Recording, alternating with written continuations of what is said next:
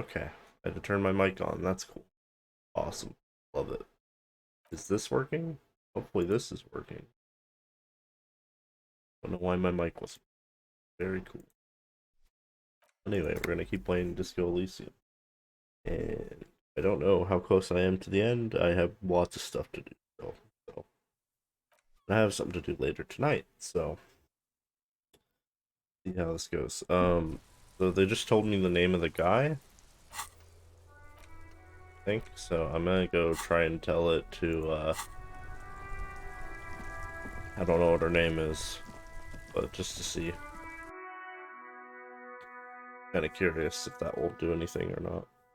I mean, at the very least, it might be dialogue. Doo -doo.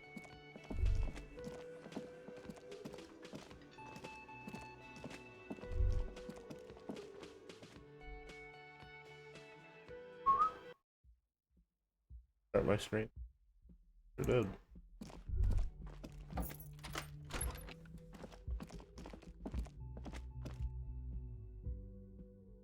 Still says I'm not live. Wow. It's broken? In like a whole minute.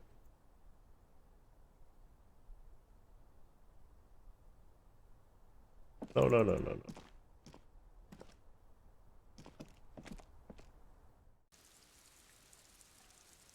Raining? Oh. Officer, what brings you up here in the rain? Yes, miss. I hope you don't mind. He was 42. 42? He had many. We even celebrated his birthday. Looks like you were right, officer. Points are good. Have one, you old dog, before we all die. The young woman, look, she's clearly sensing something. A spike in testosterone levels, perhaps. Inoran. Leilstad, This means his race was occidental, which fits the Yes. Did that bring... No. sex, alcohol. Yes. Pardon this. He had a combat wound? Yes. Ah, yes. It was light brown, almost blonde. He darkened it with brilliant. The young woman nods. All right. Coolly, gracefully, she pours herself more coffee. Not my favorite topic, but okay.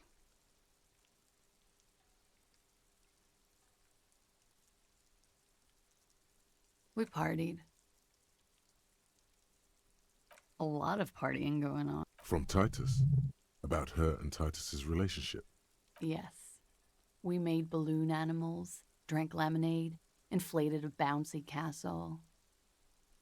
Yeah, I love that too. Oh my We god. frosted the glasses. I unwrapped my. I would like it to have been that. How was it? We drank, sir. What else? Stimulants. Whoa, after so much drinking and drugs, how did they manage it? Untraditionally, officer. I guess you can say that, yes. A bit. How did you two meet? Downstairs. When was this? A month ago? Something like that. I'm sorry, I can't do. I know it's difficult, miss. We can return to it later. And his... I think he was. And the lynch... She nods. They're frequent overdrink. A little. Like you... No, I'm sorry. I have. She sips her coffee. I'm sorry, I know it's difficult. Okay, How well, I guess about we can't. change the subject to something more.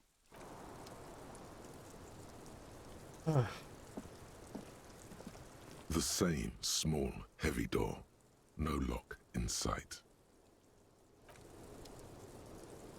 I don't know. Honestly.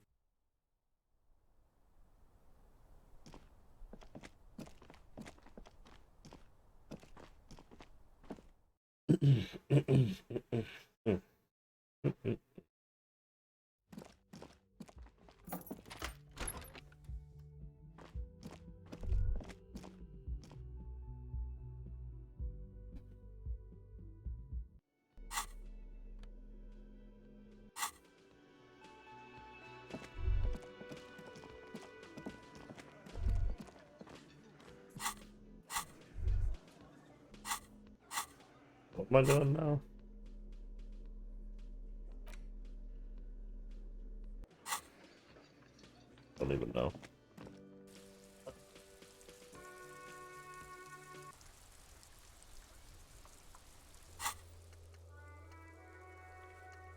Oh, we gotta go talk to Everett.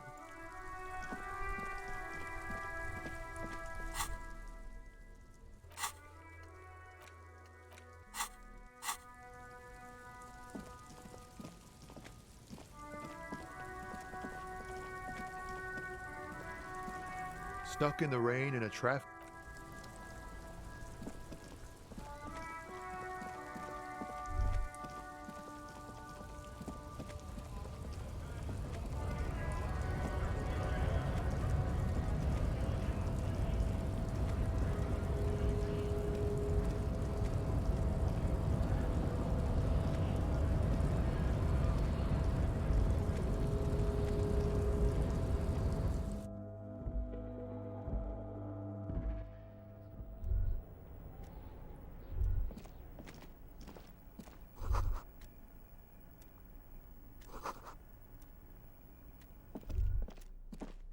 The file cabinet stands steady. Remember, Leah, all items on the drawer slide.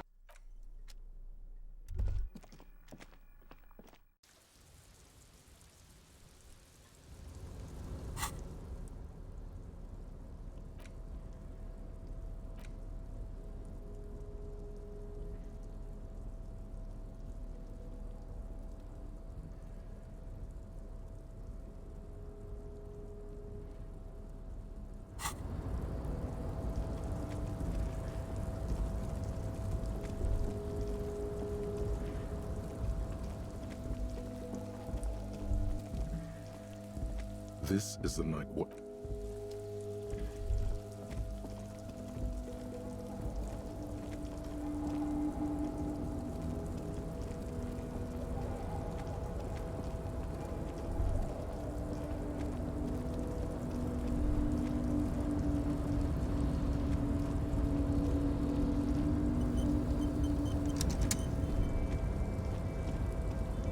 You're back before the cargo container.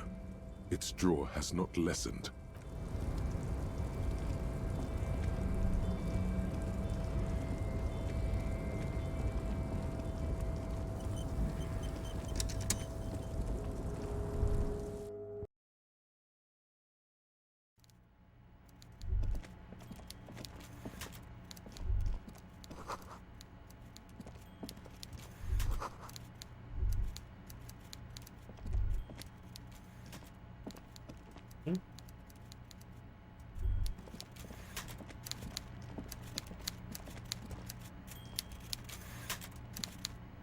Mr. Dubois, every worker...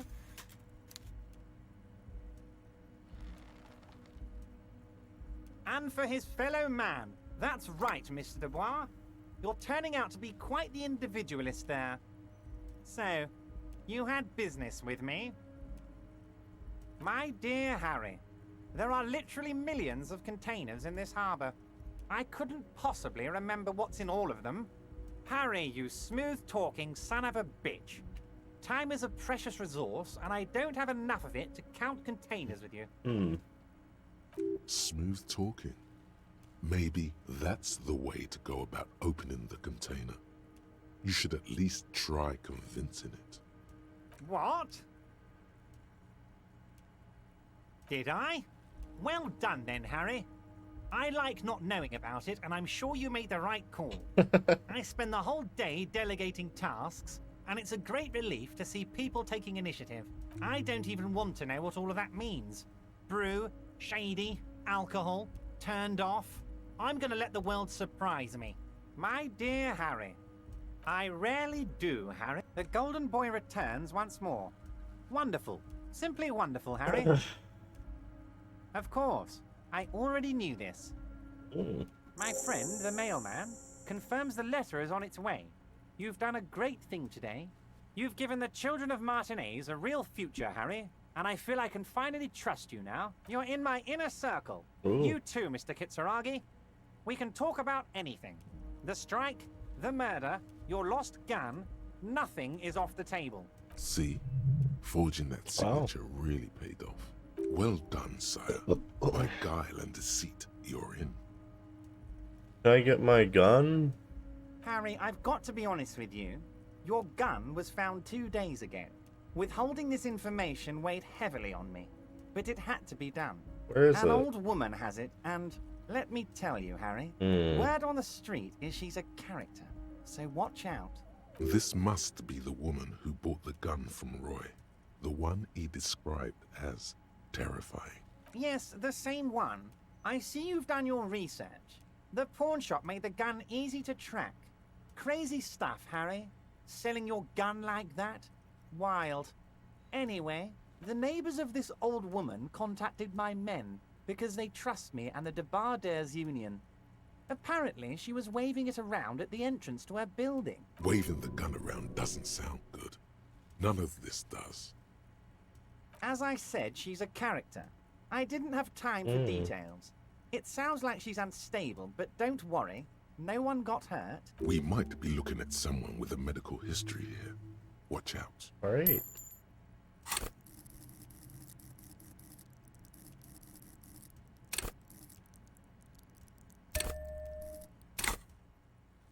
Unfortunately, I don't know anymore. You're gonna have to go in blind, Harry. But she's an old lady. How dangerous can she possibly be? Oh, and she calls herself the Pigs. I, for The one, pigs? find it refreshing. Finally, someone calls themselves a pig. It actually sounds extremely bad, but let's not give him the satisfaction. I already have. Tonight, starting 10 o'clock, near the old fish market on the coast. The one on the boardwalk, a little past the fishing village. Be careful, Harry. I would never set you up for anything dangerous, but you did ask for this. Now, Great. back to the fun stuff. More fun stuff. Seems like we already have fun stuff to do. Signatures I got. I know you plan to force them out with the construction noise. Harry, by now you should know I would never do anything tricky like that. However, if the construction noise and limited street access makes some people consider moving, well, let's just say there'll be freshly renovated buildings near the roundabout where those poor people can finally enjoy a significant uptick in quality of life. I'm talking real affordable workers' palaces. He proudly spreads his hands to demonstrate the size of the palaces. They're very large. So the village is doomed. You were there, you saw the place, a wasteland, there's nothing left. But mark my words, officers, we are going to reset it. Reset! I have big plans for Martinez, and they do not include humans living in those pig sheds on the coast. That land will be used for municipal buildings and commerce. Harry, imagine a youth centre supermarket church complex, employing hundreds, no, thousands of people. The coast will be lit up with enterprise and life. All those ruins out there turned into low-income housing. Harry, enough is enough. We're taking this district back. The war was 50 years ago, for God's sake. It's time to move on.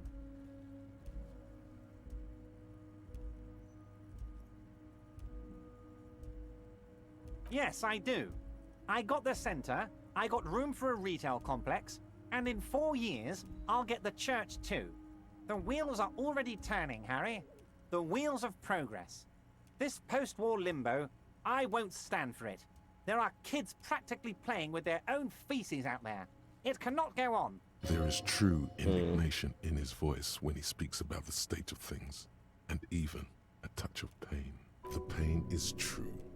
He's seen kids do worse than that.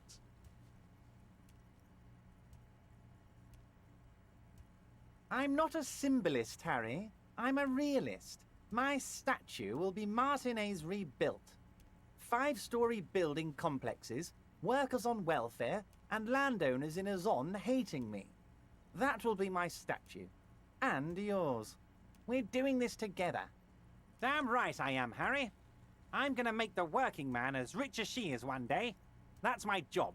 Just like yours is to keep the peace. A true flash of anger in him, as he thinks of her. I did not, Harry. Although I am very, very glad he's dead. Why a war, of course. And what do you have to gain from a war? Victory, Mr. Kitsuragi. I have victory to gain. We are going to start a war with the Wild Pines group and win before they even realize there is a war. You ever heard what 2 giant Ceres hornets can do to an entire colony of bees? They destroy it. I have. It's a great story, Harry.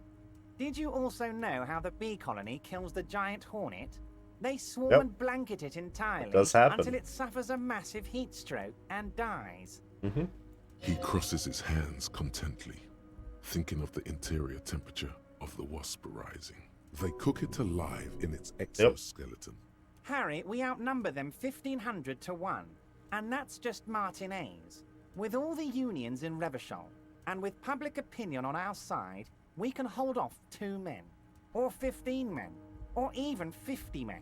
The more they send, the worse it's going to look for them. They made a huge mistake hiring those guys. No one likes foreign mercenaries. The leftists hate them, the fascists hate them, even the moralists think they're in bad taste. Harry, there is no strike, only war.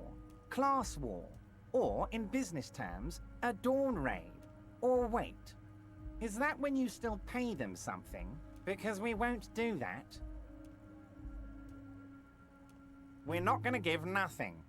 We're going to take Terminal B away from them. The roads, the gates, the containers, that big crane, even the damn coffee maker.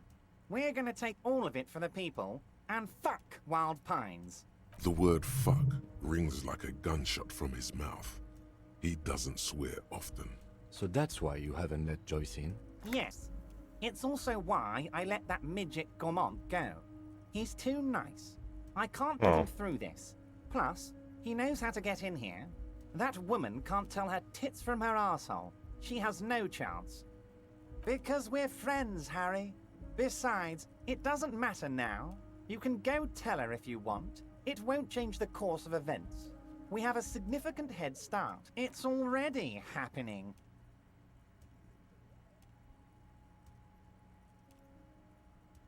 $2,372, plus yours truly, of course. Oh, you mean what sort of goods are going to be flowing through? How am I going to replace all the contacts we'll lose once the poo-poo hits the fan? The clients will ditch us. Harry, we've thought of everything. We've been running back channel negotiations with all the major clients. I think the company will be unpleasantly surprised to see how many of them stay loyal to Martinez and to the new competitive contracts we can offer. With renewed zeal sparked by communal ownership, the men will be shipping those containers double time. You'll be surprised to see how fast things go without parasites latching on. We'll have our hands free to pursue bold, exotic new revenue streams. That's drugs. Drug trafficking. Drug trafficking? Don't be stupid, Mr. Kitsuragi. There are perfectly legal, 100% ethical chemical factories on the Samaran Isola. You don't need to be colonialist about it. All they do is produce components to keep the pharmaceutical industry running. That's people's health we're talking about. Old grannies, little babes, people with disabilities.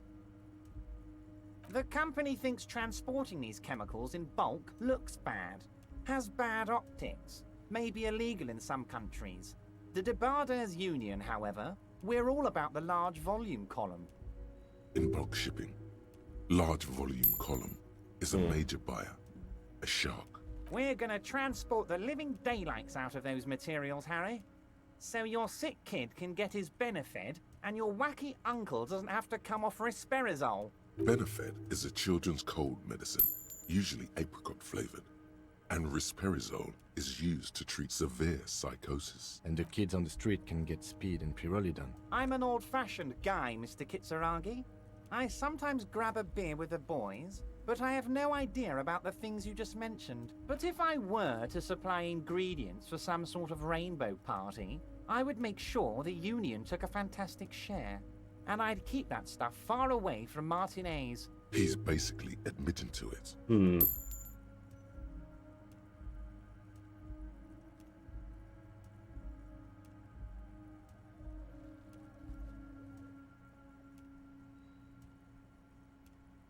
It's also far removed from my men and the people of Martinez who've put their trust in me. Anyway, let's not focus on the sensationalism of the drug trade. This hypothetical drug trade is all anyone ever seems to be interested in. It would only be a small part of the harbor's turnover, just like the harbor is, but a small part of Martinez. Let's look at the big picture. Martinez as a whole. There are little girls out there with dreams of making music. young mothers who want to start businesses, models who want to walk catwalks, and steel welders who want to weld steel. I'm going to unite them all into one economic body. We're going to incorporate this place to Kingdom Come. Everyone's going to be in on the wealth, and everyone's going to pull their weight. Let's keep focusing on the drug trade. He was almost admitting to it.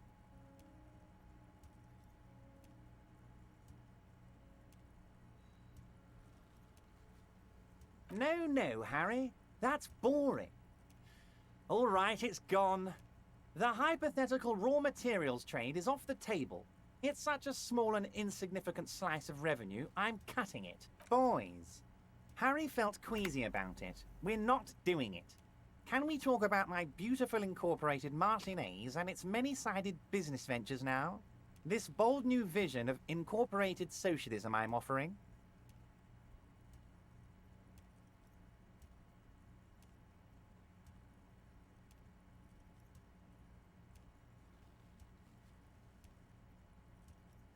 Harry, the length you're willing to go to keep your nose clean is remarkable. You will always have a warm bed in Mr. Clare's household, my friend, and a special place in the future of Martinez. We're way past specific union members now. This is the big time. We're talking about the future of Revachol here, Harry. You can bother Leonard with that. He loves to run his mouth on such matters. But I'm in big-time mode, Harry. There's something different about him now. He's more vibrant, more alive in his big-time mode. Great, Harry, great. I think we have truly built a bridge between Martinez and Jamrock today. We have united the RCM and the Debarders Union. This has been so great.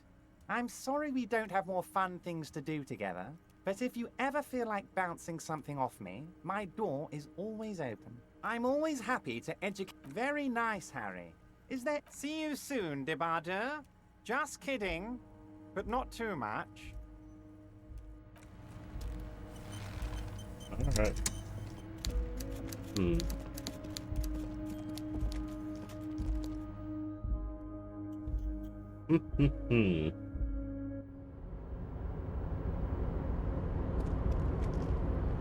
Oh, hey, mister. I knew you'd be back to talk with old Leo here. Yes, I did. It's like Lady Larice said when she opened a bathhouse in the basement of my apartment building.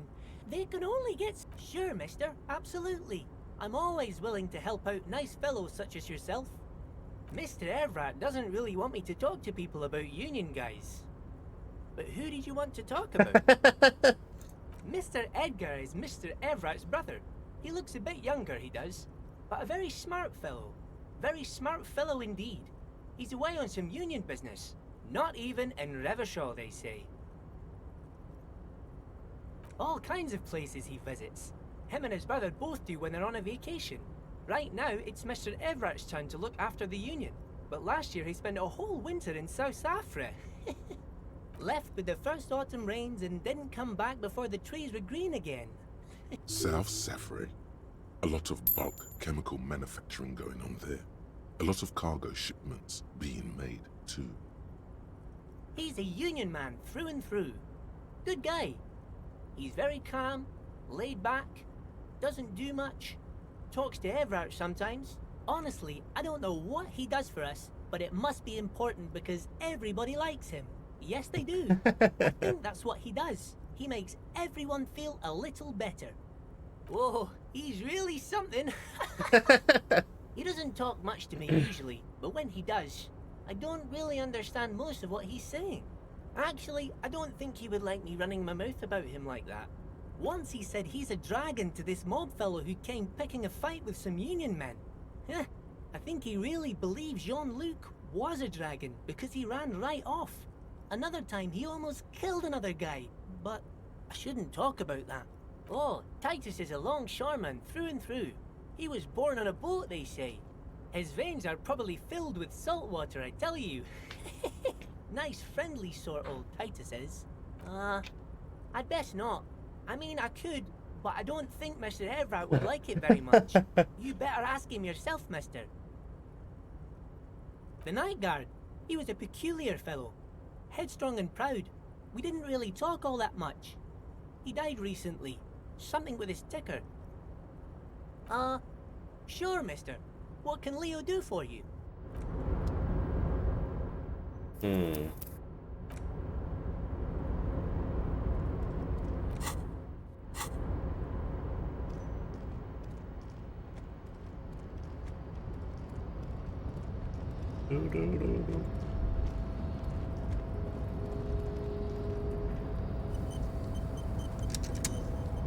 You're back before the cargo container. Its drawer, and as it's always. I want to open the door.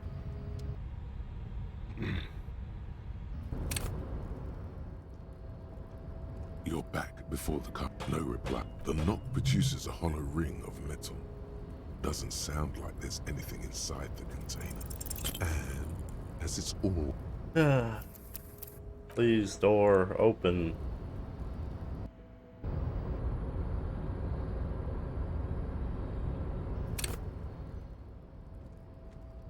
You're back before the car. You attempt to your left. The lieutenant considers your actions. And as it's always.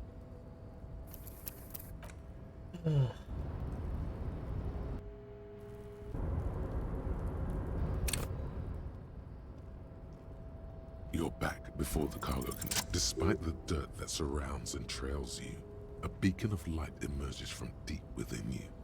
The door stands silent. Satisfied, detective? Try again. Just like that, you hear a click, What? then a rattle. Some mechanism unlocks itself inside the door. It's this guy. You can't be serious. It's the guy.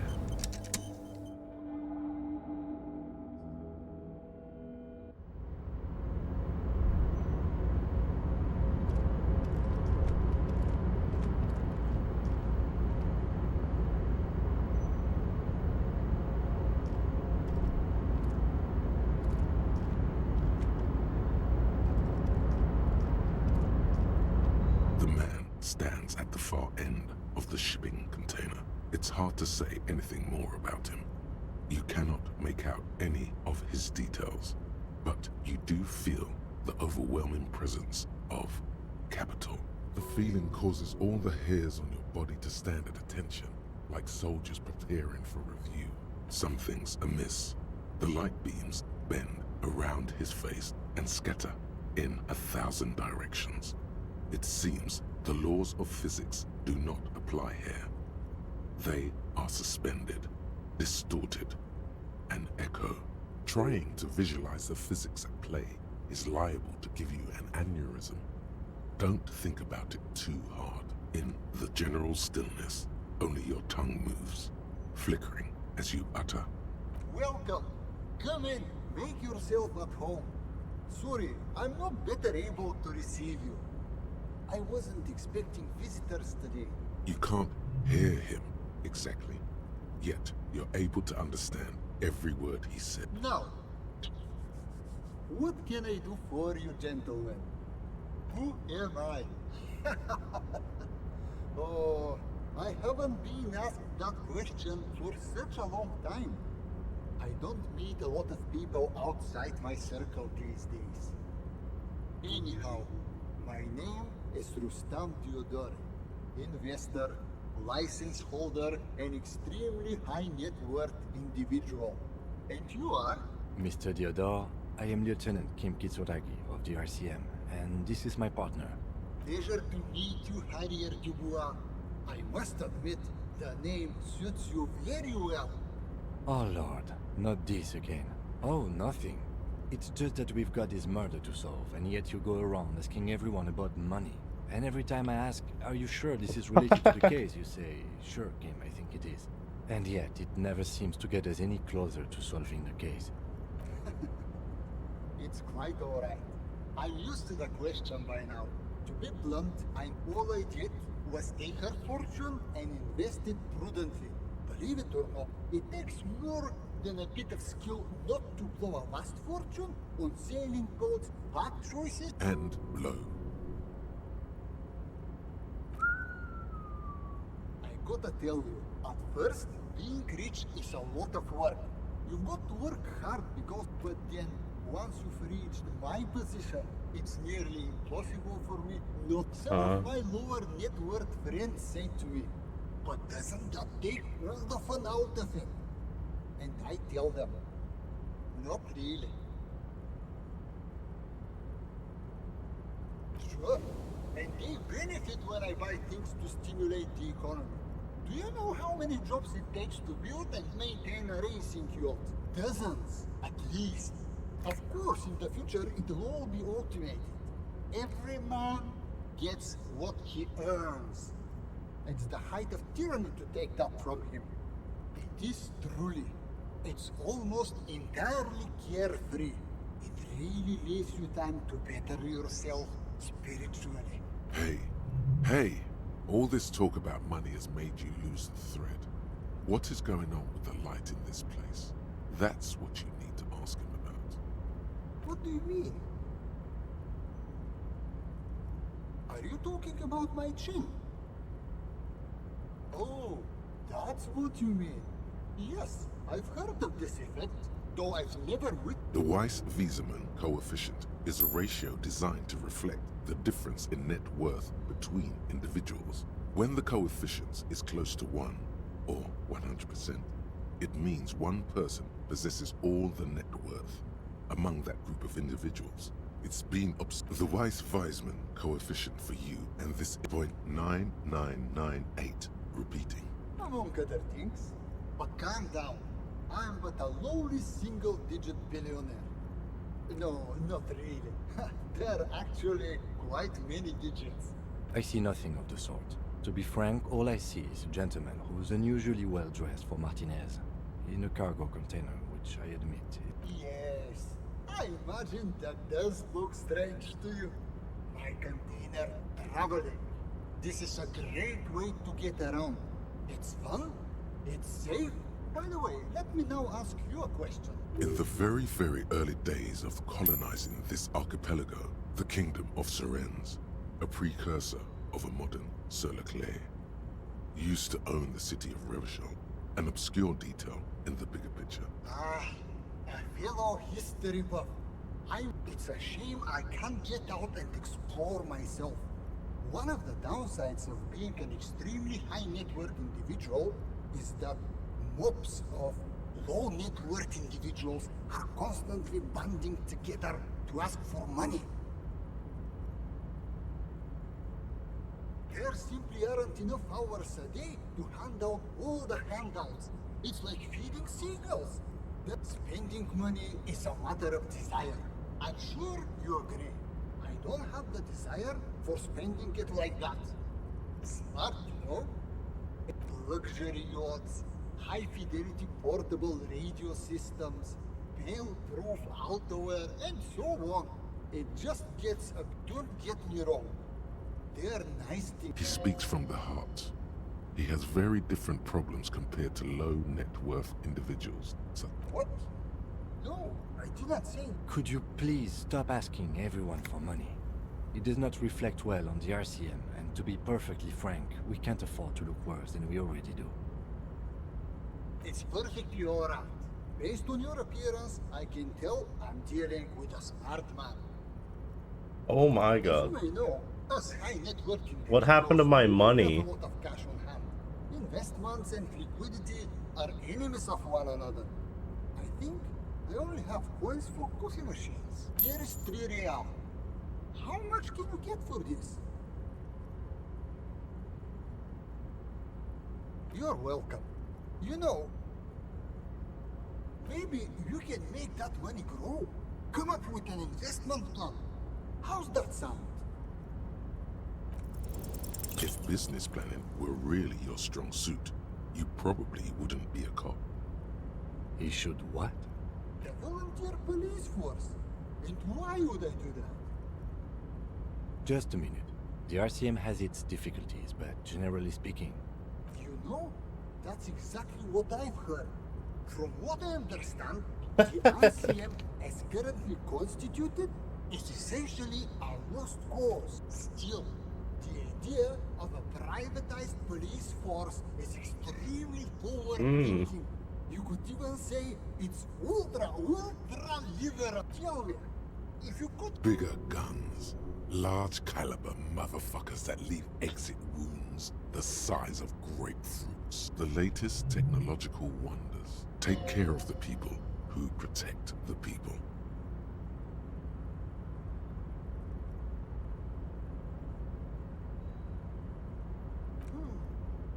I don't believe in giving anyone money for nothing, but maybe there is something to using market incentives to improve performance. If I could interject, the RCM's problems are mainly structural. We are hamstrung by a lack of clear lines of authority, and our system of performance reviews strongly disincentivizes inter-prison cooperation. I think the lieutenant's right. Your problems run much deeper than equipment or funding. The entire org structure of the RCM needs to be redefined. You need a unified chain of command. New metrics for measuring performance that reward real police work. Does that sound right? Yes, that's precisely what we need. Hell no! Can you imagine how much work that would take? Why would they do it? The thing about investing is that the less work you have to do, the better. Don't overthink. That's what return on investment means. The lieutenant's disappointment is palpable. It's like someone just shot his dog. Now, was there anything else I could help you gentlemen with? It was a real pleasure. Sadly though, my current lifestyle prevents me from remaining more than a brief time in farewell free. Well, that was... yeah.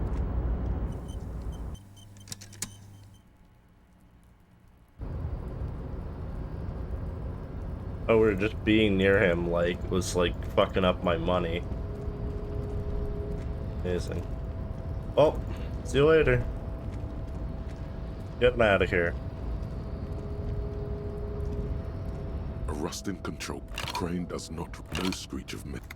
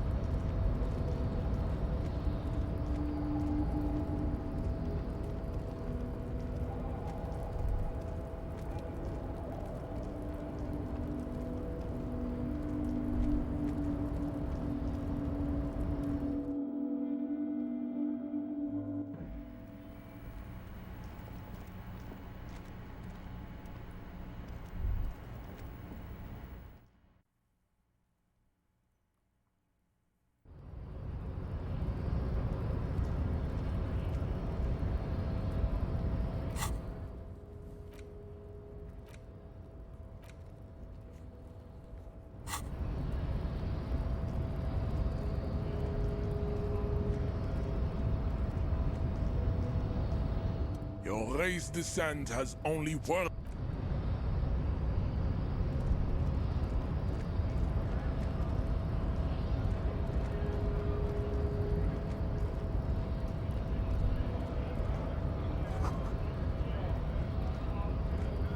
Hola, Wandering Man.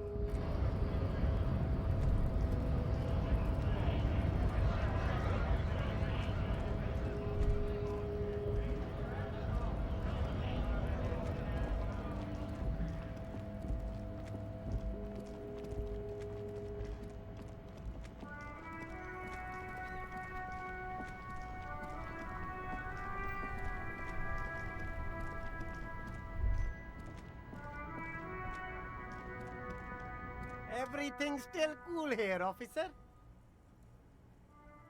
Tapes? You mean like music tapes? No, music is out. Don't listen to music. I sell extremely cool sunglasses if you want to get your mojo going. Tapes? Tapes are everywhere. They're worthless. No one would ever throw a good pair of high-quality plastic sunglasses in the bushes, mister. You should have a look.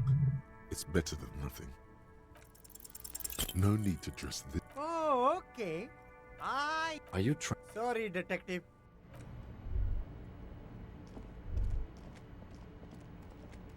Free tape. The hawthorn tree on Rue de Saint-Gilles Lane. Bronze-colored ribbons of magnetic tape are caught in its branches. Patting the tree reveals a small sticker which has almost been worn to oblivion. The bronze ribbon twists around and within the branches in an intricately natural pattern. But there's something. There's a twisted logic in this mess. You see the ends of the ribbon, the way it flows, how it twists and turns. It's all starting with slow and deliberate motions. Pulling, it curls up into a mess inside your pocket. What's the tape for? How? It's broken and unspooled. Do you think your new buddy knows how to fix it? You could also get it fixed at the pawn shop across the street. We shouldn't waste our time. Good idea. He might have the tools. The tape projector in the hawthorn tree is disappointed by your betrayal and psychopathic tendencies. The pain, it is nothing. Revel in it. Absorb it. Gain power from it. Damn straight, suck on that object. My existence outclasses yours. Yes, your pain is real. The pain of a tree. Had enough assaulting Madre Natura? We should get moving. The gnarled hawthorn tree. Okay. I guess we can take it to the pawn shop to have it fixed.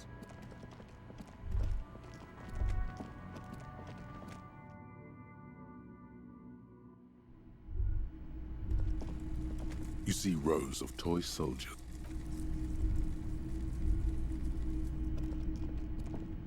Wow, a very large red t-shirt with an impressive print stands out from the other garb. Oh yeah, the print depicts a muscled man striding toward you, a giant sword in each hand, encircled by burning embers. Behind him is a cluster of cabins engulfed in flames. Beneath him are the words, Hjelmdal burning. Smells like worn cotton, and a little old sweat there. Worn cotton with a side of flea market or trash bin. Sniffing is okay, but please don't try anything on. Can't have you leaving your photon emissions in the fabric of things you're not going to buy. Hell yeah, man. I don't usually carry printed tees, but this one was just pure exemplar. A fan? No, I wouldn't go that far. But I do think the Hjelmdalaman saga is an integral part of our shared reality. Most people don't think that the man from Hjelmdal really existed, but they're wrong. I mean, even if the man from Hjelmdal didn't exist before the adventure novels, the stories have made it so that he has. It's simple, really. Okay. You sound skeptical. It's not that complicated. All that's required is a more robust understanding of cause and effect. Besides, I've been to Kotla, though not quite as far north as the Hjelmdal, and watched northern lights travel across the sky. Very unique, energetic tides there. It's for the best, because Hjelmdal is not a real place, and thus he could not have gone there. I think I need more perception for this, or no, hearing? I don't know. There's no hearing option. Guess we'll hold out on that for now. His theory isn't exactly incoherent, but its logic does suggest some unusual neural activity. Interesting. 2 real. That's dirt cheap. But why? I deal in goods, not services. That's terrible. I'll take it. Welcome to Hjelmdal, officer. All the old... Hello, hello. Let me know if I can help. You mean re-spool it? Yeah, I do, but I'm not some Mr. Fix-It. I'm a pawnbroker. If you want to pawn the tape, sure. although it looks pretty worthless. Just explain why you need this so much. He's bound to understand.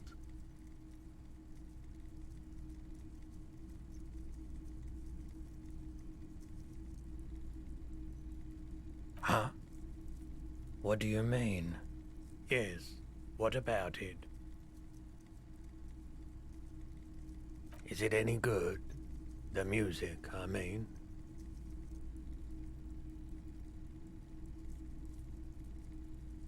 You're quite invested in this. Okay, I'll help you out. It's going to take a moment, though, so just sit back and relax. You take some time to look around the store. The play of visuals all around the pawn shop is mesmerizing. Suddenly, Roy turns back to you with a reel of tape in his hand and coughs. Yeah, it was. Respooling isn't that difficult.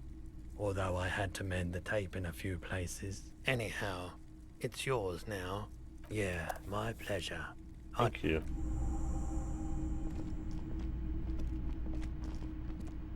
Can I listen to it? I think I have a tape player.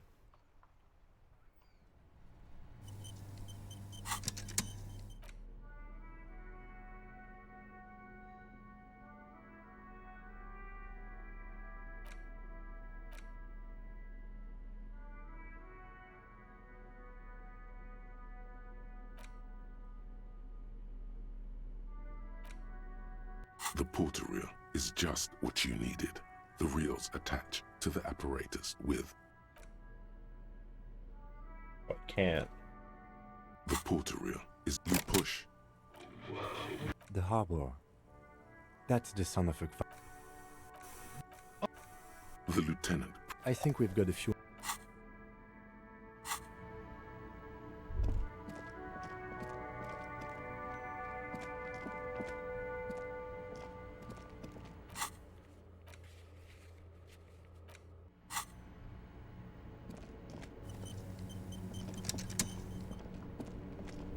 You keep Save the economy.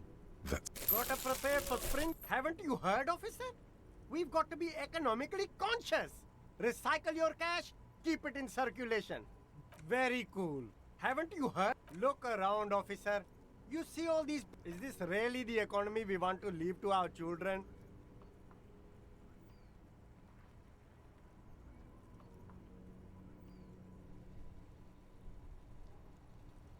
That's good, officer. The speakers below are... No way, officer. Well, but see, they are, if on the other hand, you wanted to buy the sneakers too, super cool. Now the premium lifestyle is yours. The sneakers seem to vibrate in your hands with an almost mystical energy. The junk is yours, officer. Happy...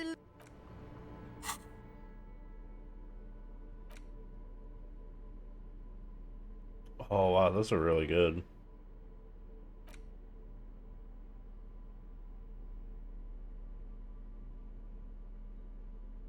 Nice.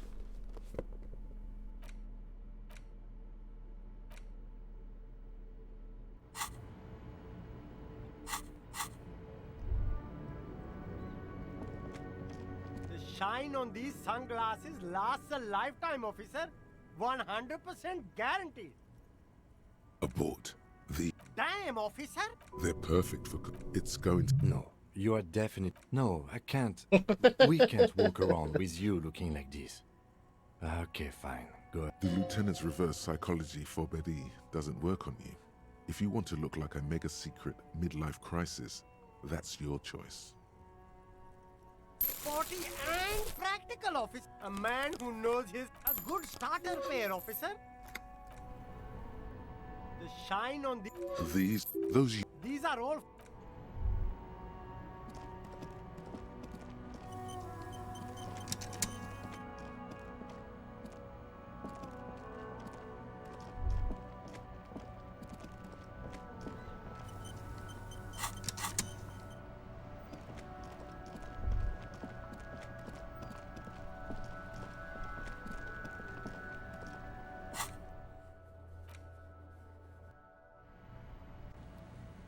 Yeah.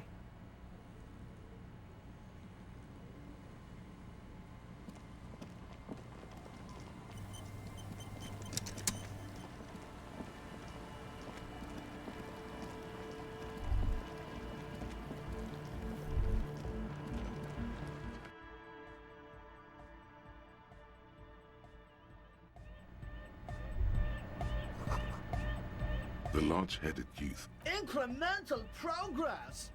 Yeah! Remix time! Tape goes here, into deck B. A hand on his ear, he listens to the audio through his headphones and shouts. Wow! Did you get this from Arno himself? Listen, I'm just going to show it to you. Ready?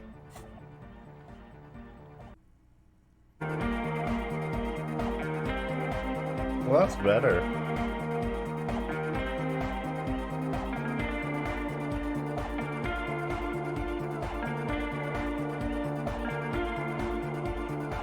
Wow! Here's that!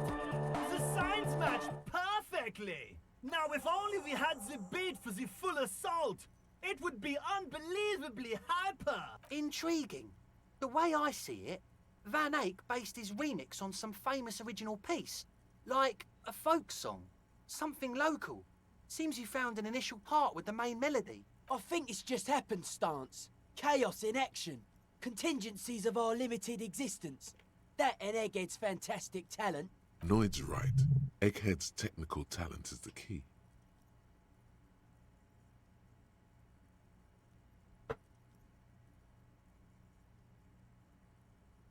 Be how it may, if it fits, it fits! Bring up the volume! What about the bass? Do you have any ideas for that? Oh yeah, date of birth generator.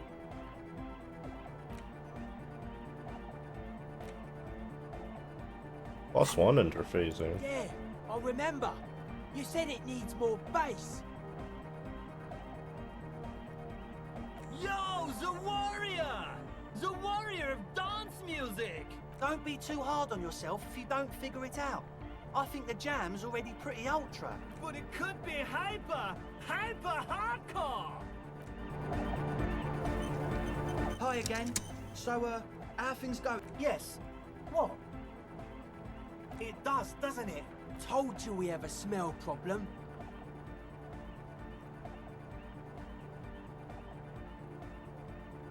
Ether? I don't smell ether. Do you, Noid? No.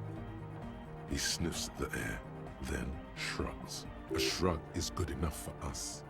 Why say it when you can shrug it? It does. Told you we have a ether. No.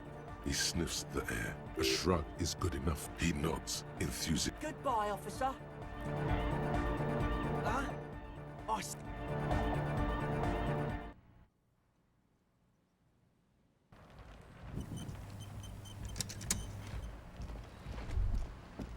Hello again.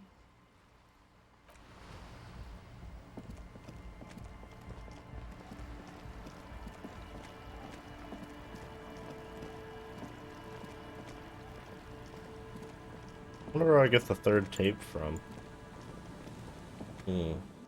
Wish I knew.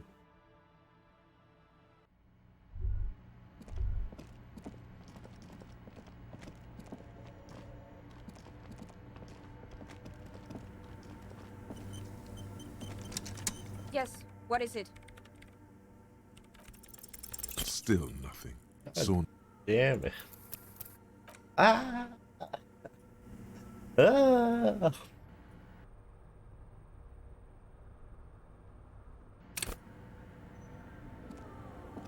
Yes, what is it? Still nothing. Ah! Give it to me! Please! Yes, what is it? No? Yes. No, you're right. I'm not. Still nothing. Ah! God damn it. Please!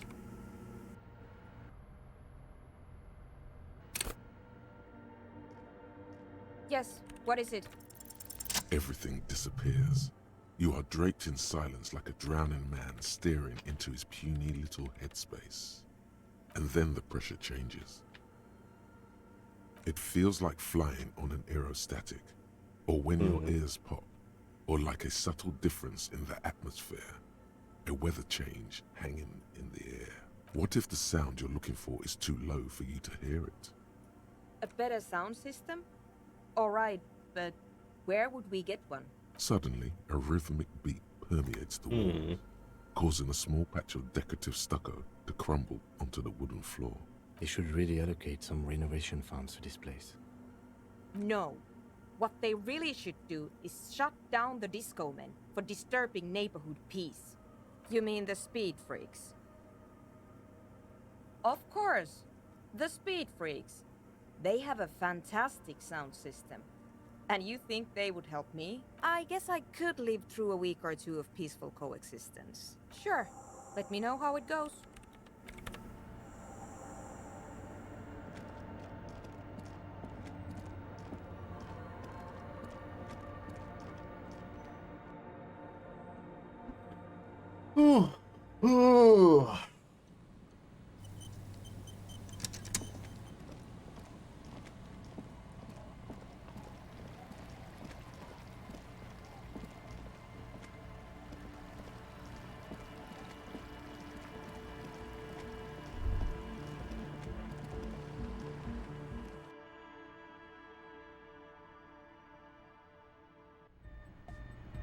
Hi again.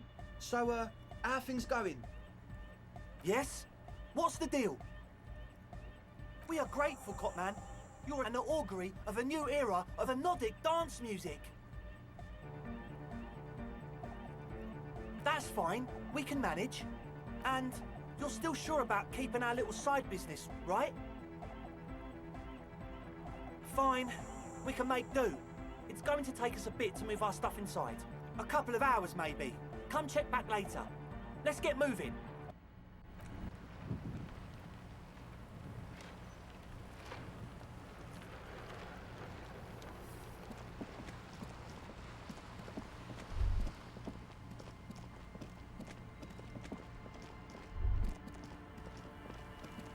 You see that seagull up there? Remind you of anybody? What? Kim? No, it's you. You and the seagull are just alike.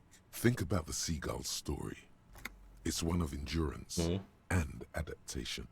The seaside was paradise once. They were birds of that paradise. Then their paradise became shit city. And what did they do?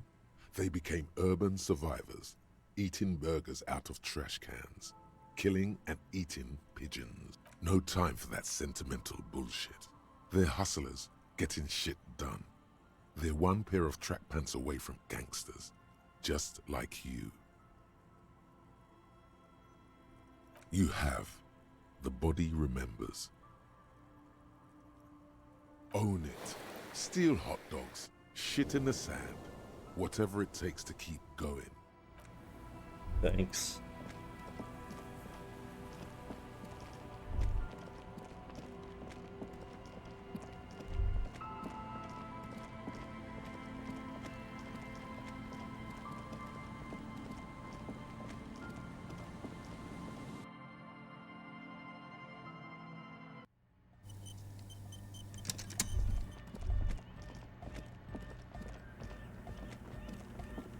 Yes, what is it?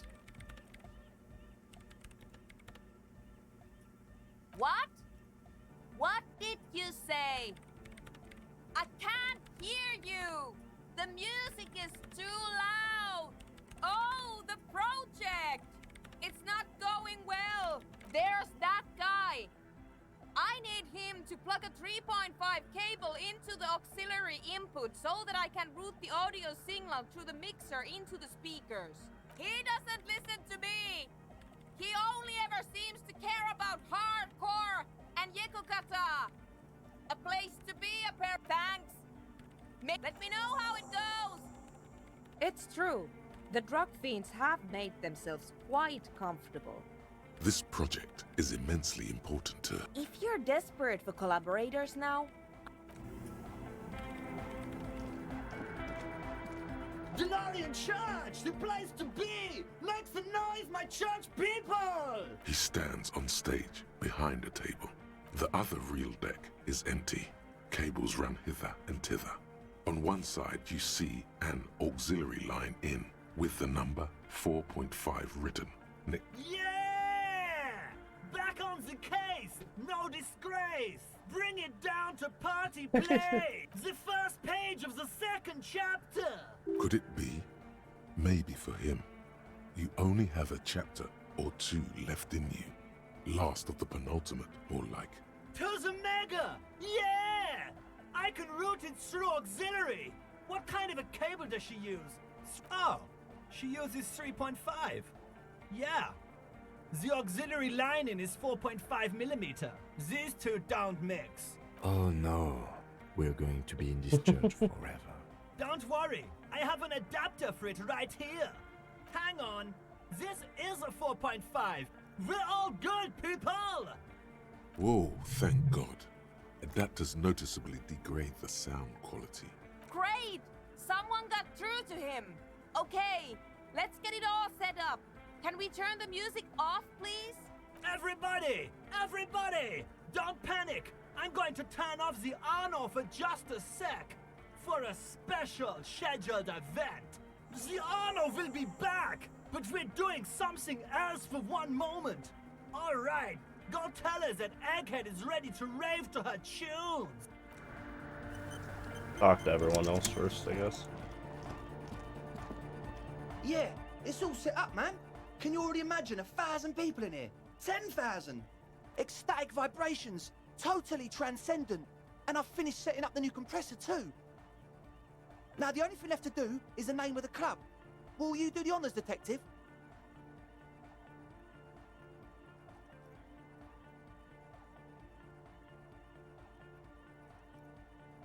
The name. Everything I managed to come up with sounds just wrong. Andre's overthinking it. Yes, you should do it, detective. It would be good for the signs. Noid's right. You've helped us so much. It's the right thing to do. How about something simple? Like the club? Too modern. And too ironic. We don't want ironic. We want real. Real and true and beautiful. Like a morning after the rave. Yakukata! Yakukata! The place to be! Yeko Qatar, the zone of ecological catastrophe. That's too morbid, Egg. Got anything else? Hardcore! Hardcore to the Mega! No, it has to be bigger than hardcore. Yes, it has to be even bigger than hardcore to the Mega. It has to be bigger than the scene. The amnesia. Like the... I can't remember the name of the club, Amnesia. Amnesia! It's not amnesia, guys. I don't. Good. We have too many opinions anyway. I wouldn't. I wouldn't build a club, and I wouldn't name it either. An underground place with no name? Sounds like something the Crabman would say. We're not going with anything the Crabman would say. Why not? The Crabman has ideas herself. The Crabman has Another ideas. level of consciousness. I don't care. I don't like the Crabman, and I don't like his ideas. His ideas are spooky. Next, please. You have? Well, what's the name? Hey. Let's name it No Truce with the Furies. This game was supposed to be originally called. What does that mean? Of course, he had to smuggle in Furies somehow. It's too long. No one's gonna remember it on a Friday night. No truce! Egg's right. They can call it No Truce if it's too long. At least it stands out from the others. It evokes something. It's victorious. And yet mysterious. It's settled then. Everyone welcome to No Truce with the Furies. Andre breaks into frenzied dance-like motion to Oh my god, celebrate look at the him name. go. Someone turns up the beat. I'm dancing. That soft core gyrating is supposed to be dancing? Yes, my man. Talk? What is there to talk about if you can express yourself with moves? Audio waves thump against your ribcage. The speaker setup makes everything sound much better. But the beat is still so weak. It's to express my individuality. Is that a bald spot? It's hard to tell for sure, with the fused together spikes. but it looks like he's balding. Or because I'm balding, yes. I want to fuse the remains of my hair together before it leaves me. I want to show my hair. I don't give a fuck how old you think I am. I'm 20, not 20. Of course it is. Otherwise, I'd just be another poor guy with no education and no money. General issue, man. Now I'm all that, and I have radical spikes. Maybe it was a bad idea. Anyway. You close your eyes and vacate your skull, leaving your brain to wonder, where did that little fluttering light go? Total darkness. You sink down the darkest fathoms of your own personal deep, vertebrate by vertebrate, through the unformed skulls of your mind. Here it will begin. Who fucking cares? I hate walking, I hate this world, I hate and for everything, all I want is to dance. Please God, just let me dance. God? Where is your God? Oh, don't worry. The music's still there. It's you who is gone. Nothing. Just the immaculate... I'm gonna let you in on a little secret. Oh God, he's here. Every vertebrae in your spine is an unformed skull ready to pop up and replace the old one. Like shark teeth. The one you're currently in has a little brain forming in it, waiting for its turn to rule the world. Who are you? I am the spinal cord. From what I can see, it's about to bust a move. Foolhardy! Do you even know what's happening on the surface? Maybe 1,000 years have passed. Or maybe you started spazzing out like 2 seconds ago. With your eyes still closed, the first thing you feel, all the way back in the pivoting darkness of your own torso, is warmth. You have become a triumph of rhythmoplastics, somewhere in a smelly wooden church on the coast of Revachol. The wounds from the war you waged on your body are healing, twist by twist, turn by turn. You have become oh my God, interlocking mechanism. Look at him go. Flesh and bone approximation of the throb coming from the speaker setup of the one called Eggheads, entirely, rigidly imbecilic, without pity my or God. fear. Free from self-awareness, no deliberation, only, and I mean only, execution. Oh my God! No way! With his reel-to-reel mixer blasting the anthem of a future that will never come, the young man observes your moves for...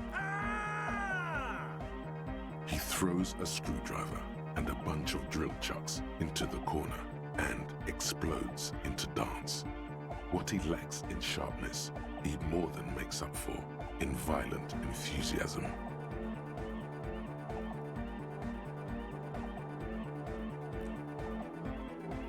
The young woman lifts her headphones up slightly and raises her chin, looking at you expectantly. Asil, aren't you going to dance?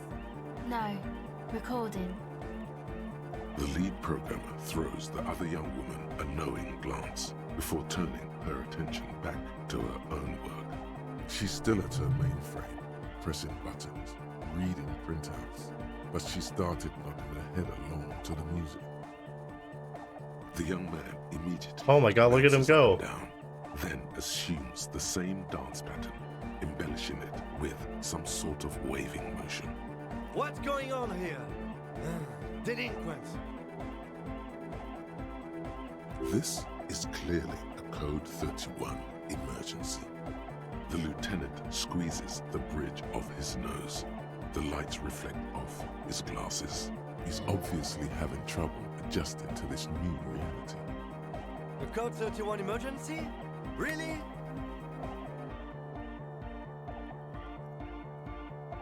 The lieutenant crosses his arms with a bemused look. What's happening? I'm undercover. For you. Rock on then. What?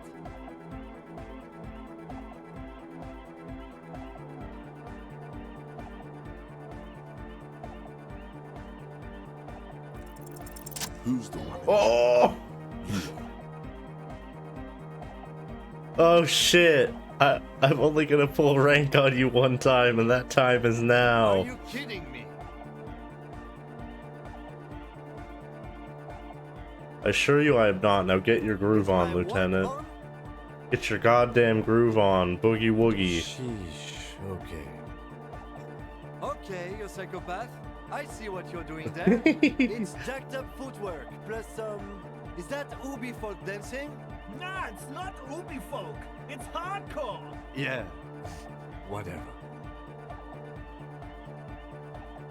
Oh yeah? I did 15 years in the juvenile crime unit. I can do it inappropriate. Now, check this shit out. Oh fuck.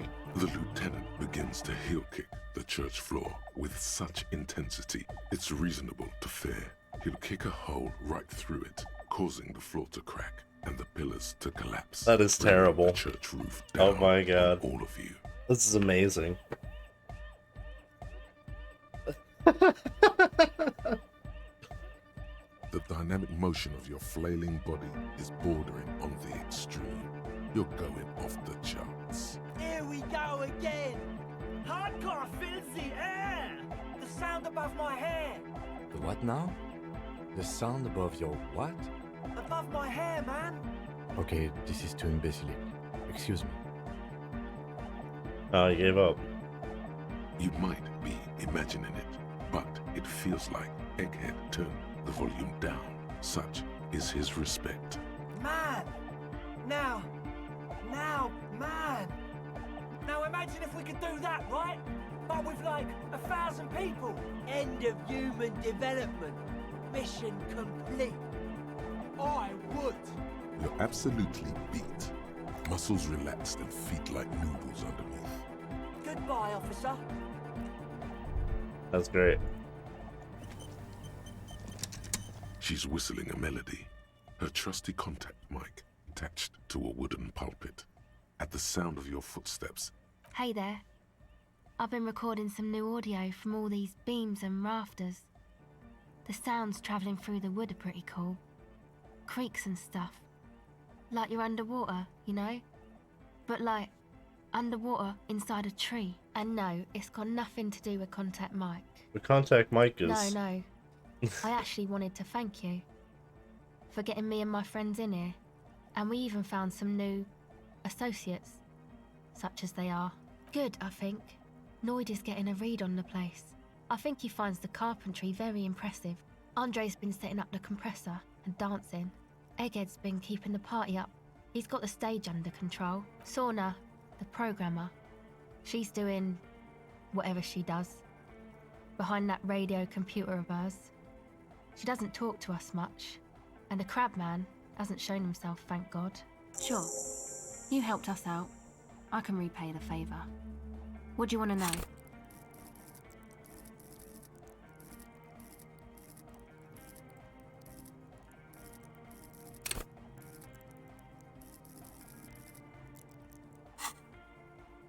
Ah, she's a bit odd, I have to say.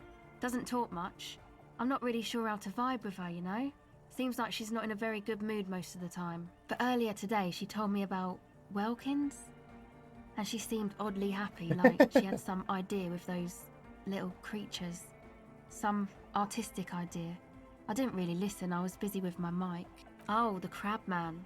Still gives me the creeps the way he moves. But he doesn't actually come down that much, just climbs around the rafters. I just tried to stay away from the crab man. But he talks to Noid. They seem to have some thing going on. Beats me. Noid said they get along somehow. They're both crazy enough, I guess. Who knows? He doesn't really answer our questions, see? Not that it's easy to ask them. What are we supposed to do, yell up at the tower? Who do you want to know about? Andre? He's a cool guy. Doesn't really come off as one, but he is. To me, at least. He takes care of shit. Sorry. I mean, he's got a vision for what life should be, you know? He tries to push things until everything falls into place. He's an organizer. Nothing. But then again, there's nothing to organise around here either. He really wants this church thing to work. Must have taken it as a sign when he found it abandoned like that. Said it was an augury. I don't know where he got that from. Andre's not super intelligent. I've never seen him so psyched about anything though. And he's often psyched. Looks sort of desperate, like it's his last chance or something. Or maybe he was just high. I mean, not that he does drugs, just high, you know? Yes. Anyway. Yes. Who do you want to know about? He's a four-burger, I guess, like the rest of us. Okay, maybe not Egg, I don't know about him, but Noid and the rest are from Forberg, making the pilgrimage up north to visit the Elysium. He's real hardcore about the lifestyle. What do you mean, do? Like, for a living? He's a carpenter, trained and all.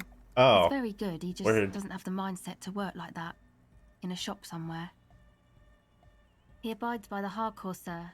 You would have to ask him yourself. Sir, I abide by the law. It's just something poor Forberg kids do every spring. To pass the time, we walk the entire length of Boogie Street, up to Jamrock. Or as much as possible. I don't know, man. Have you been down Boogie Street? It's a little bewildering. Okay. Then you should go and take a look, I guess. Boogie Street is cool. It's got a lot of immigrants and all kinds of different people. Yeah. Who do you want to know about? What do you mean? Oh, that. He's the party boy. Anodic music doesn't really do vocals in the traditional sense. Vocals are thought of as rock. That's to say they're a bit backward. No offence if you like rock music though. Rock music's cool by me. Pachu, pachu, swish. Your credentials as the resident future man of Revachol are being questioned. Show her you're hip with the times, Gramps. Don't have to tell me rock is backwards. I am the future man. I abandoned rock in the 30s. Stupid rock. Spit. Okay. Anyway, even if you don't have vocals, you still need someone to say something every now and then, right? To urge things on. That's where the party boy comes in. He basically just stands on the stage and dances and yells how awesome everything is. I understand. People are usually afraid to do things if others aren't already doing them. Dancing makes you dance, like sneezing makes you sneeze, or yawning makes you... Anyway. Yes, I suppose we did. Tore that shit up. Tore it to pieces. What do you want to know? Actually, we don't know where he's from. Or who he is, really. Oh. One time we were out partying somewhere in backwater Forberg. Or maybe even Coal City. I can't remember. Maybe it was Coal City. The worst of the banlieues. A wretched heap of closed-down mines. Egg was yelling along to some jam someone was spinning. All night long. Just kept yelling until he didn't have a shred of voice left. When the sun came up over the mines. There were mines? Yeah. It was in Coal City. Egg came with us. He made this wheezing puppy dog sound all the way back. Couldn't even speak. It was definitely Coal City, because it took us 2 days to walk back to the fort. He just wheezed the whole way. We never really asked why he came with us, or who he was. I think his name is Jermaine. People are sweet. You can see it must have been a great night. The memory causes her to go silent for a moment or two. Who do you want to know about? Me? Again? I told you, I'm a silver bird. There's that phrase again. Really reminds you of something. It means I don't answer questions about myself. Is there a law that would stop me from lying, though? That would depend on the circumstances. Thank you. Sure.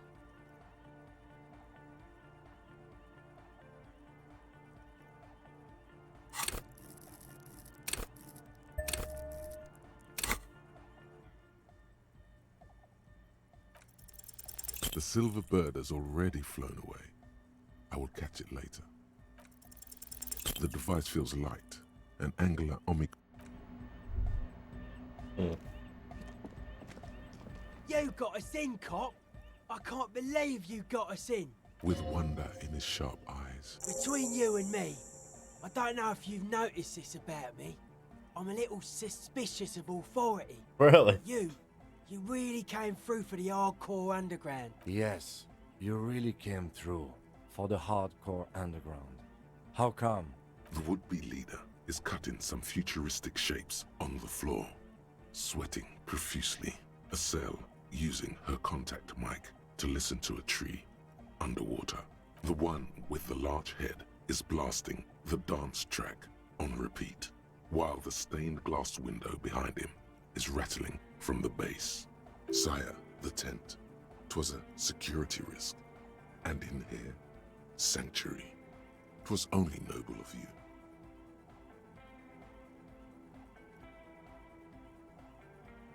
Okay. What he means is, you're right, actually. The tent was a safety hazard, and this place was deserted anyway. You sure that's a good idea? Those are some serious frequencies you want to mess with. Come on, Noid. I think we owe him. Asel's right. He's one of us now. Guess it would be pretty soft core for me to say no, wouldn't it? Yeah, alright. But if you're going to sync up with them, you're gonna need a serious wave generator of your own. You understand what I'm saying? Not likely. Scoped that spot a while back. It's short-wave stuff, mostly commercial. Plus, it's all rusted out. Build it ourselves! We built this nightclub, we can build anything! Yeah, maybe. Tech-wise, radio's not the spookiest thing around. Our part's finding an antenna big enough to align with those megalo frequencies. An antenna hardcore enough to shake the whole world! Maybe not that big, but pretty big.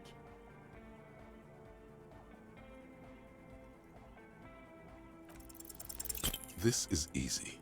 Antennas are basically just tall thing. The young man looks straight up, following the line of your finger. A frown comes over his face. Not likely to work. This old church is made from pine wood. They don't make too many pine wood antennas. He's being uncharacteristically polite. He means they don't make any pine wood antennas. He shrugs, as though the point were rather obvious. It's a miracle of carpentry. Their bodies carved into total shapes. Now it can be something more. I don't say much anything as a carpenter anymore. They tried to make me into a reckoner and a leveler. Made me a bit manic, you know.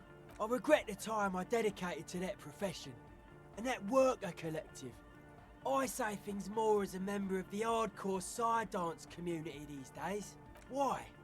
You're a cop. I carry carpentry tools. That's right. The first settlers built it, plus 6 more like it, on the coast here. Was one of the first things they did.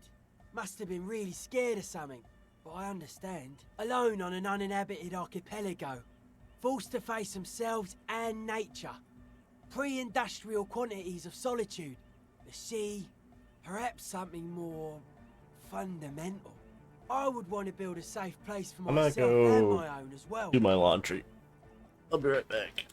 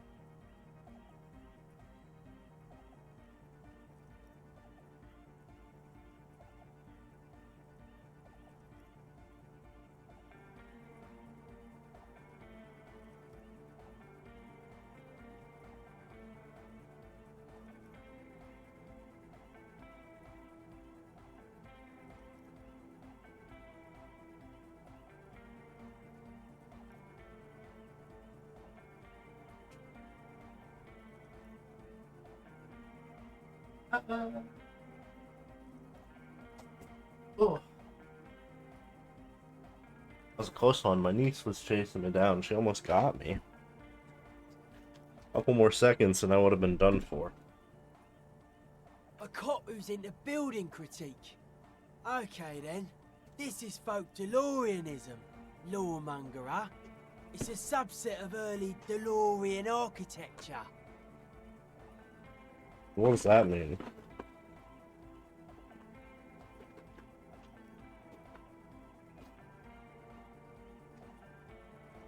Total. Everything between an ancient concrete cathedral and a glass cube is DeLoreanism.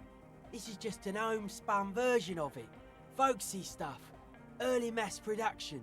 They made thousands like this. Does that help you out? Like that woman there. Vertical, thin, white. A false image of grandeur. The source of the system is up there. You're at the bottom. They really dug that power vertical. Like to show off large and intricate structures. Arches, spires. Put you down with them. They were really into painting everything white too. Virginal shit, you know. Married shit. Virtue and tyranny. Right. Stands to reason it used to be white on the outside, before the sea wind took all the paint off. Year after year, flake after flake, whitewashed clean, then covered in green moss. Dead bodies of perennial plants. Sigma functions have left this place. It's a good thing we came along. The spiritual collapse has been total. I saw some piglets suckling their dead mother. Have you heard this one, cop man? After a short while, they shuddered and went away.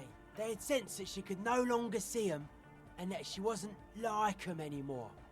What they loved in their mother weren't her body, but whatever it was that made her body live. End of quote. This is an high-quality carcass. The power of hypnotic beats and hard bass is needed to reanimate it. A Sarais man who lived a long time ago, an ancient hardcore brother. A 3,000-year-old tyrannical regime of history, built and maintained by hundreds of generations of self-appointed intellectuals. It's false core. False core. Interesting. The way he says it, the force in false core is invested with 20 kilotons of disgust. I only said unity. One word. Figures of authority always misquote you.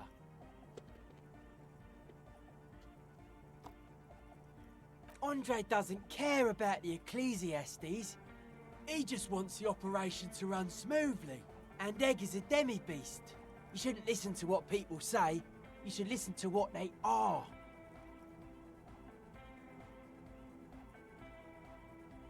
But were you wrong? The founding party is okay with everything. Look around. They don't have enough love for the human crew to oppose anything anymore. We're on our own. Anodic dance music. Regular dance music wasn't hard enough. And yes, I do. You know what this kind of stuff goes well with.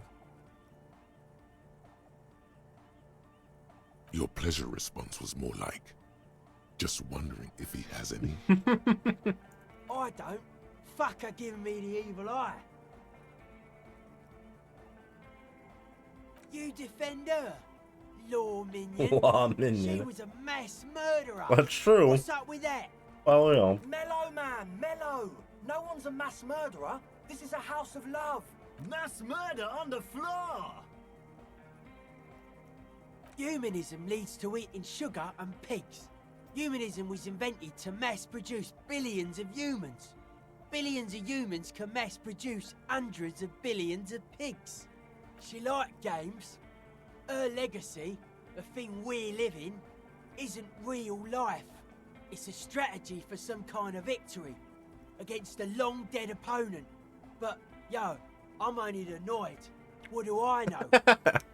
She's pretty. She invented the beauty you're feeling. Seeing her glass cutters and iconographers, you set the standard, all right.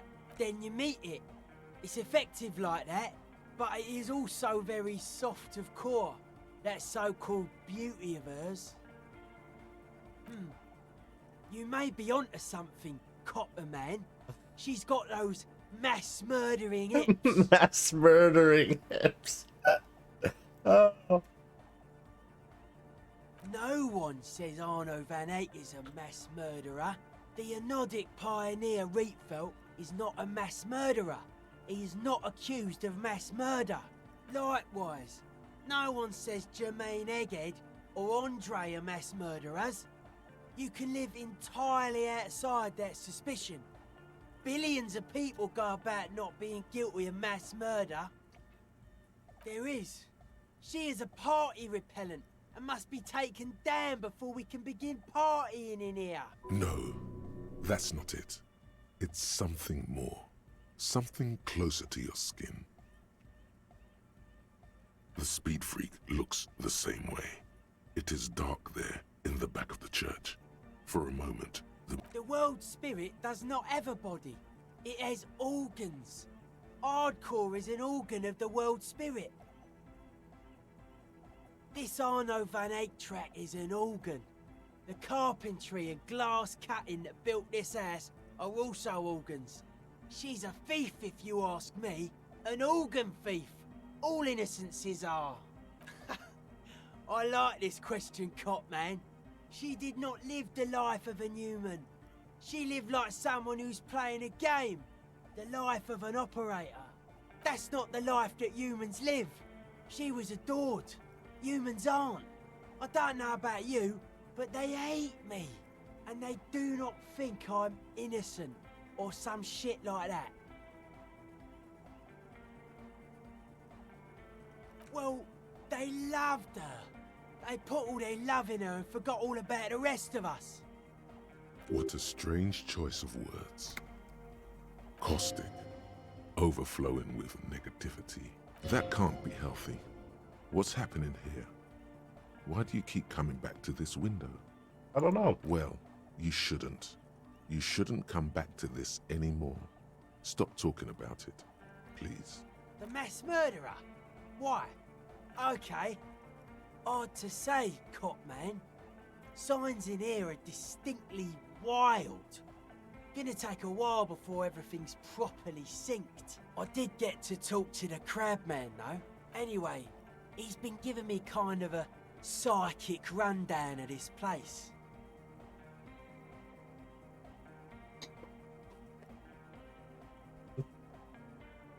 Dude's seen some crazy shit, but he's actually a lot like us. Have you been listening to what Egg's been saying? Love is hardcore, man. And the mother's love is the hardest core of all. The man picks up on stuff. And he knows a lot about the church. I got a lot to learn from him. Good thing you didn't squash him.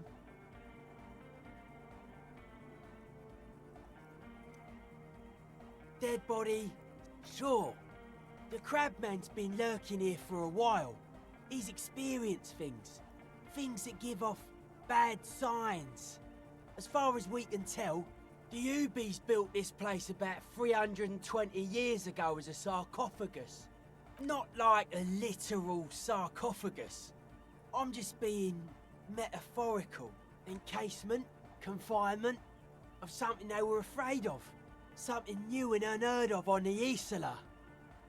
I think that's what the Crabman is experiencing when he climbs around upstairs. Like, this is some old world shit the Ubies had heard about. I thought the best way to deal with it was to build a church, surrounding it, to contain it. I don't know. And it's not something they properly understood either, what it does. But it's what this Sona person is looking for, and trying to measure. It'll be fruitless though. She won't be able to measure it. People like that always want to measure everything. All those things they really can't. Seems to be the trend around here, doesn't it? You can't measure shit like this. It's not like substance. Like a concentric ring spreading out. The struggling villages. And that is what caused the communards to fail in defending the beachhead. Yeah, a lot of failure has gone down around here. I don't know. Maybe, maybe not. It's not a thing we can answer, Copman. Even I have limits. I'm a limited size person. Maybe you can figure things out, Copman. I think we got on a good level here. The signs are syncing up well. Suspicious people are esoteric people. We don't go around spilling everything to Johnny Law. They don't call me Noid for nothing. It took us setting out for this whole enterprise to get our signs synced. It's short for paranoid. Oh. A reasonable question. Say I get hurt. I want to make sure it never happens again. So I analyse the situation. Exercise caution. Caution is suspicion. It'd be easier to list stuff I'm not suspicious of. I'm not suspicious of sound and colour. Mechanics and chemistry also have a trueness about them. Most anything else deceives. Wants to steal your life away. I don't have a top 10 list of things I'm most suspicious of, but if I had one, the left-right complex would be number 1. Number 2 would be their sole accomplishment, the pig-wheat paradigm. Something is off here. You feel like it should be the other way around. Mental illness is a term the powers use to homogenise people. I think I don't reach mental illness. I am merely politically ill. A suspicious element. No, politics is an inert complex of daily corruption and inane think pieces. The real paradigm is economic, and it concerns pig and wheat. This is where the innovation happens. It's only a theory, but I suspect they're breeding a pig-wheat hybrid. Probably in Grad. I prefer not to. Both ask the wrong questions. Any spark of light from either one is accidental. Their combined movement's only concern is producing enough pig and wheat for everyone. The end goal of humanity. The original mistake was assuming that words have more being than bodies. That's what led us astray, far from our true lives, but we may yet find a way back. It's our only shit.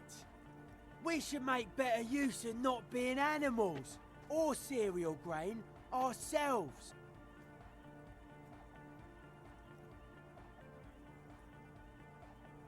Yes, having food is means to an end, but the left never talks about the end, only the means. Caps are likewise suckers, constantly sleepless in worry. His eyes flicker. A life is true if it's free from fear, an internal division among oneself. And others, mankind has seeds of greatness in it. A germinal will come, a return to trueness. It will be hardcore.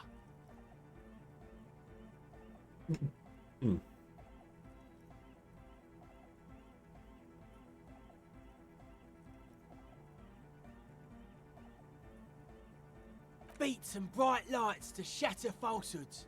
Nerve impulses for the collective body. We are very much alike in basic structure. An hard enough beat would awaken everyone to a truer calling. In unity.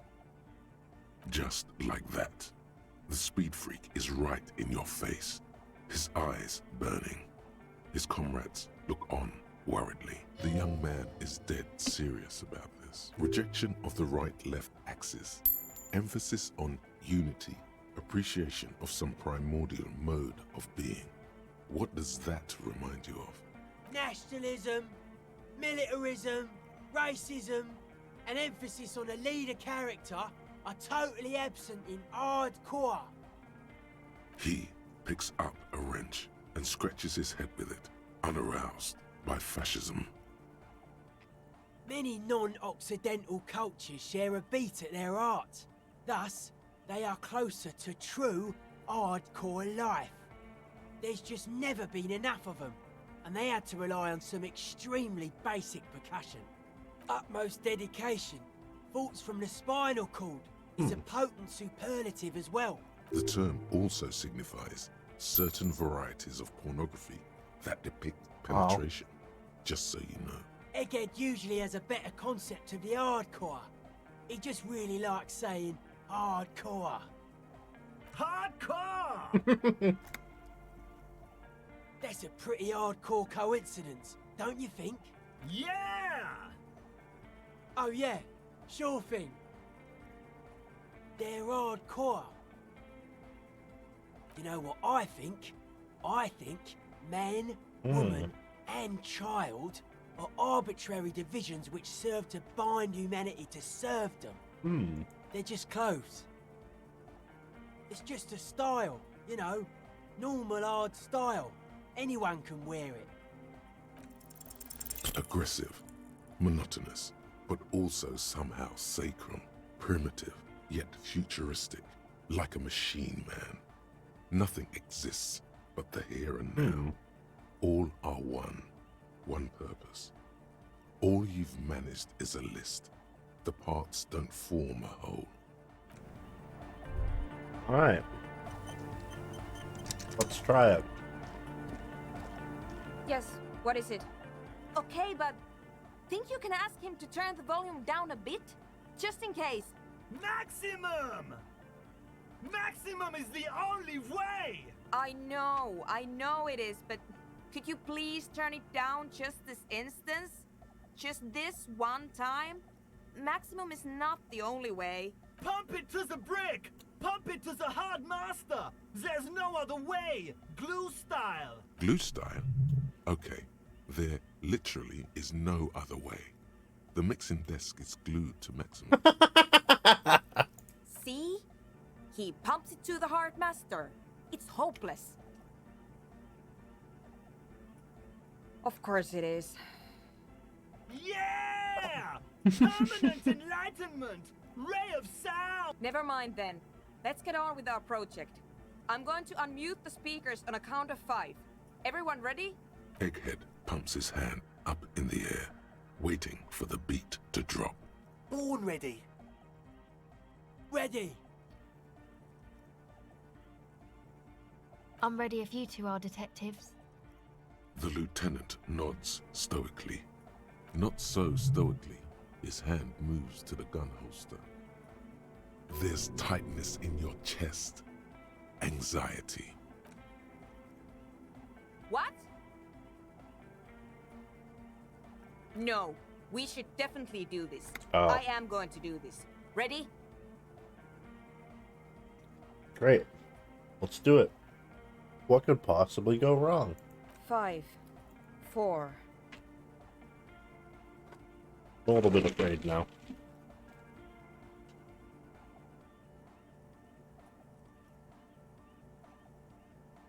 Three.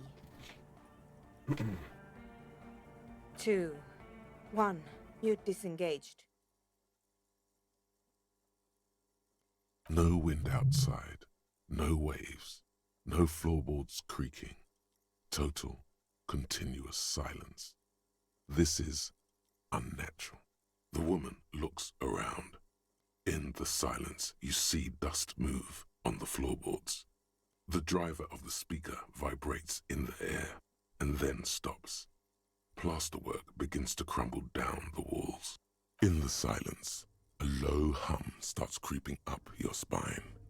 It's a song inside you, not in the speakers, not in the room.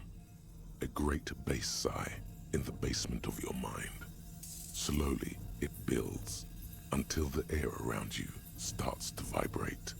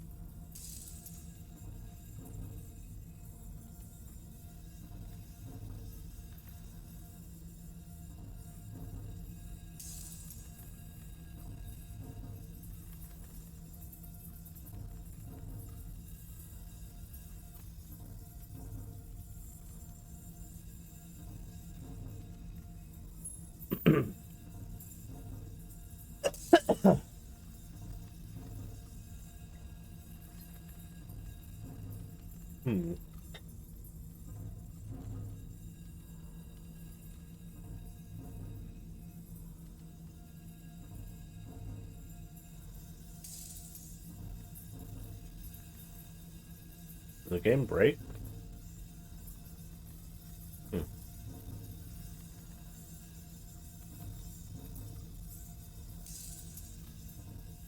Oh. It did break.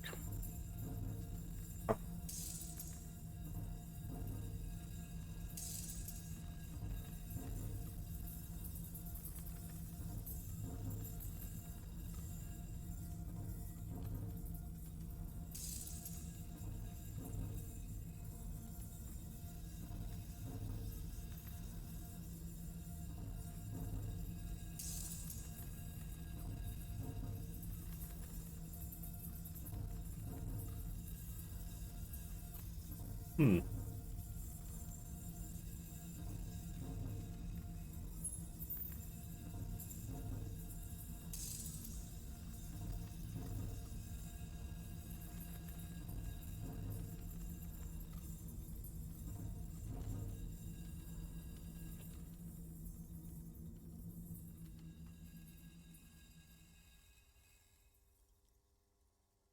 Oh, stopped.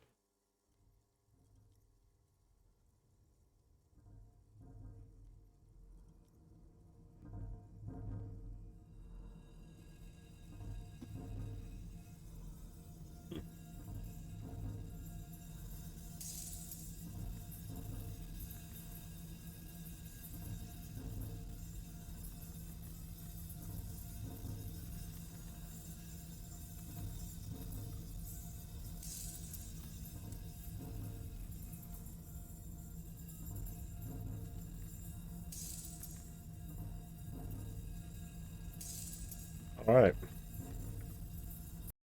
Very cool. Time to restart the game.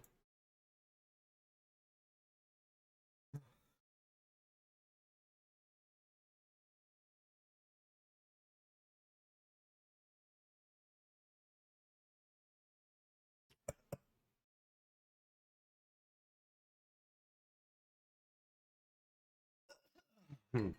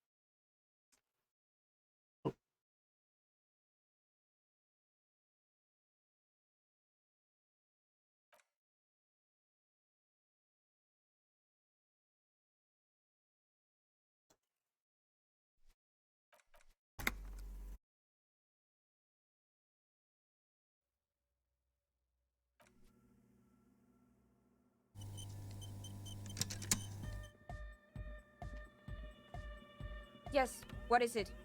Okay, but Max, I pump. Glute. see because Content. of course. Yeah. Never mind. Egghead pumps his hand up in the air. Born ready. I'm ready if you two are detectives.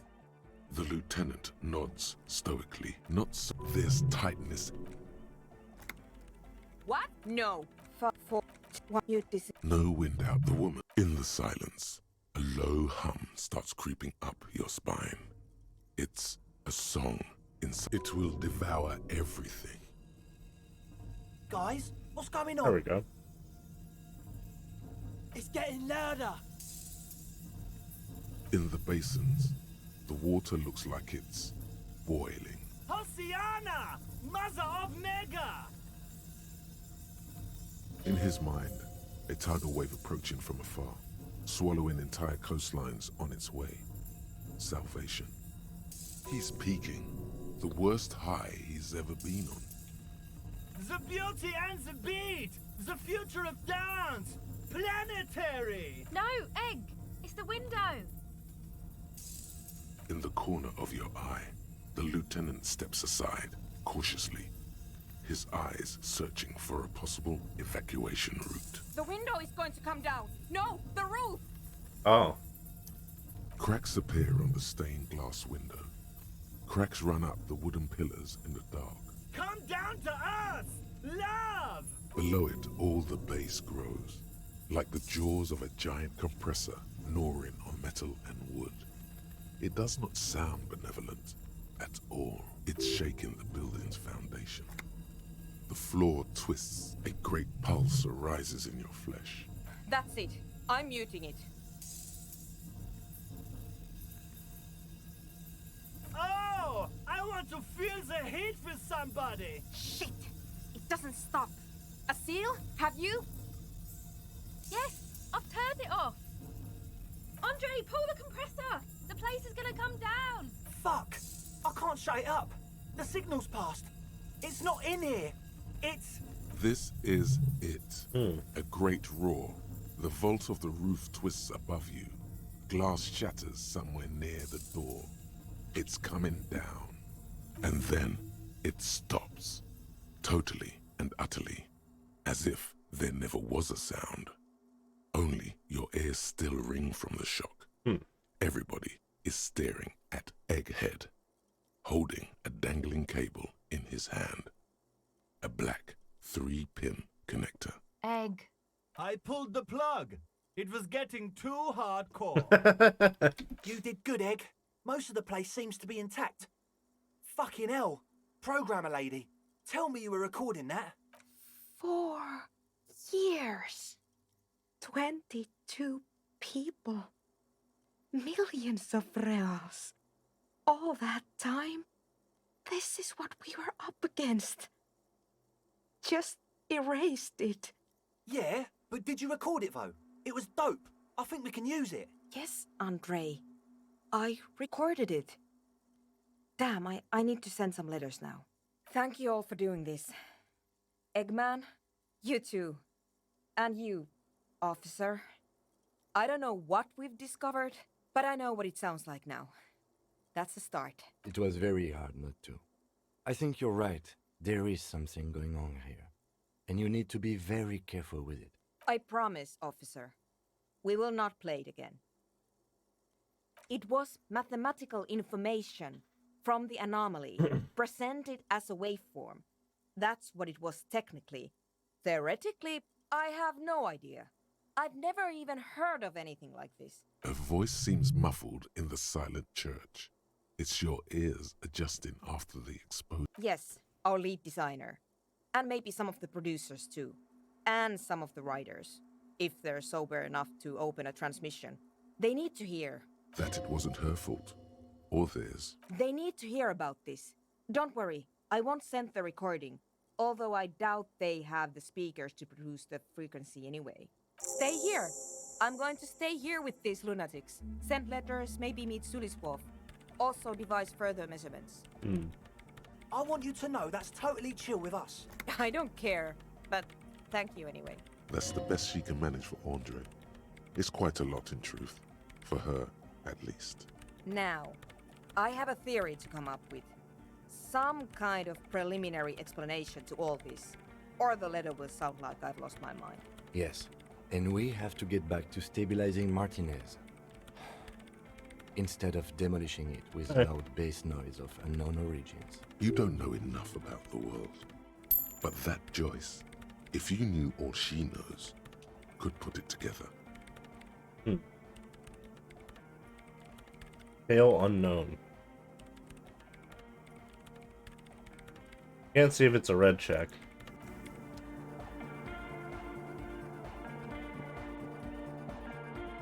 Yo, man.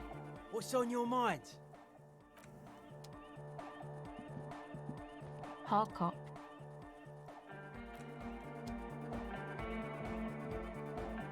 Oh, the god of dance is back! Goodbye, officer.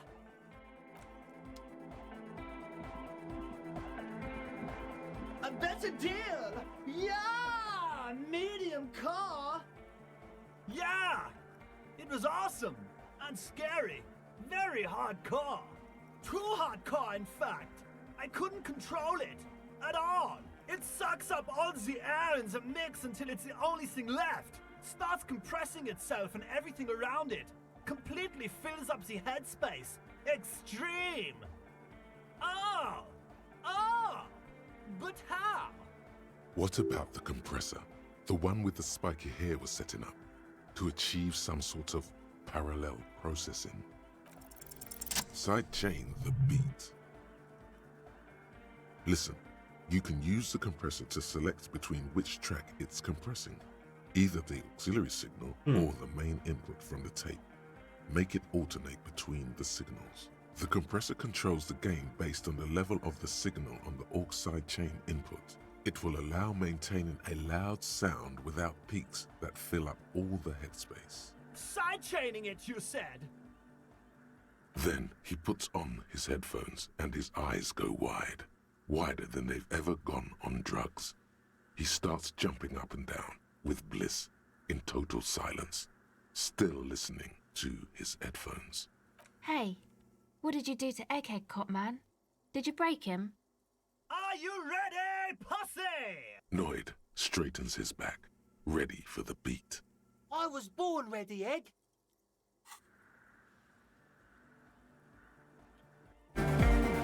Oh.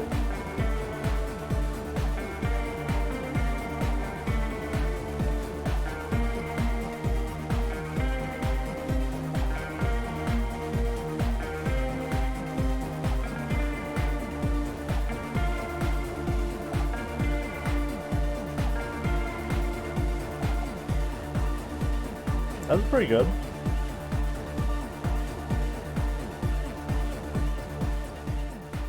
The audio assault is glorious. The speed freak dances on the stage, intensely waving his hand in the air.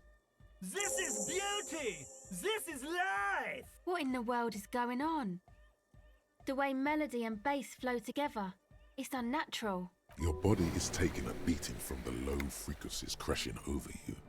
It's making you feel alive again. Introducing the ultimate sound! God damn it! This dance club idea might just work out. DeLorean Church! The place to be! Pump it! Pump it! Nice.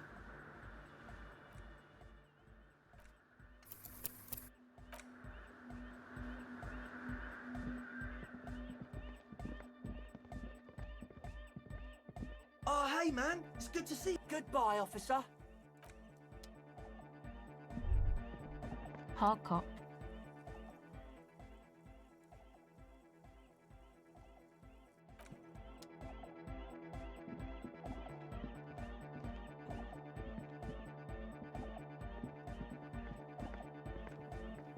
Yo, man. What's on your mind?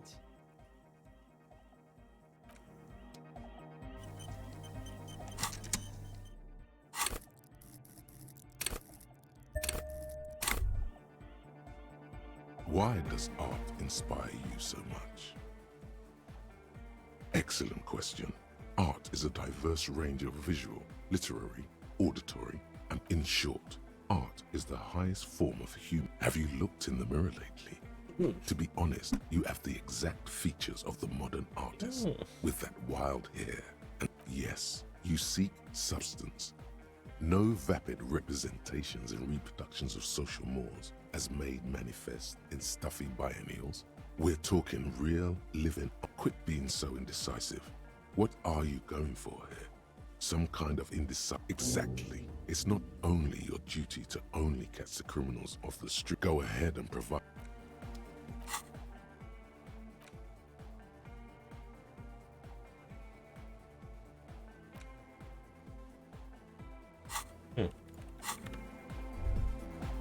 Yo, man. What's on your mind?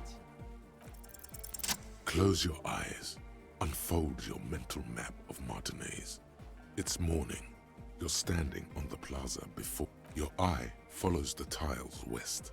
You see a bench and a few twisted, pitiful trees. Then, just water. Beyond the unkempt, you turn around. The morning sun is blinding. You bring your hand to your brow.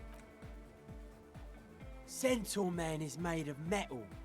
With the right gear, we could make it work. Yeah! Connect the centaur to the lorries! Unite the whole roundabout in hardcore wave! Huh? Sounds like Egg saying you could use some of the spare cables to rig up the stalled motor lorries and increase the wavelength, which would pretty much make the old roundabout one giant antenna. One roundabout! One wavelength!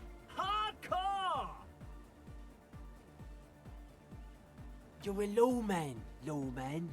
Don't you get to I decide what's mean- legal and what isn't? Well, some people say. We have the amps! We have the cables! We're almost ready! Yeah! He's right. All we're missing now is the transceiver itself. Soon as you find one, we'll be all set. I don't know, buy one, steal one. I don't know your cop ways. And before you ask, no, you can't have the radio from my kinema.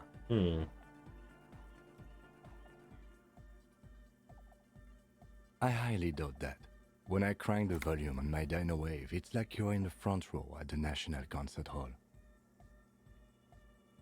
A cop-on-cop challenge. Not bad. Let's see what you come up with. Though I have to say, cop cars and lorries usually pack the best equipment in town. Can't do it. We just got this place set up. Can't go risking Egg's most important equipment. Yeah, probably. Thing is, you'd have to be an engineer to get it out. I'd stick with regular radios if I were you. Some equipment from Arbor could work. Worth the legwork at least. Maybe, if you want to pay money like some kind of money lord, yeah, pawn shop could have one. While you're gone, me and Egg will get the rest of the gear together. Meet us back here when you got it. Aggressive, monotonous, but also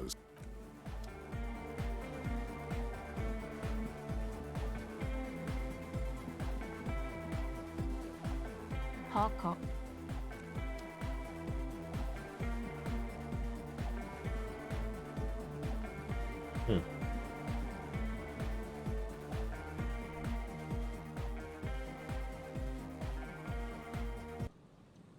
Okay, I'll be right back.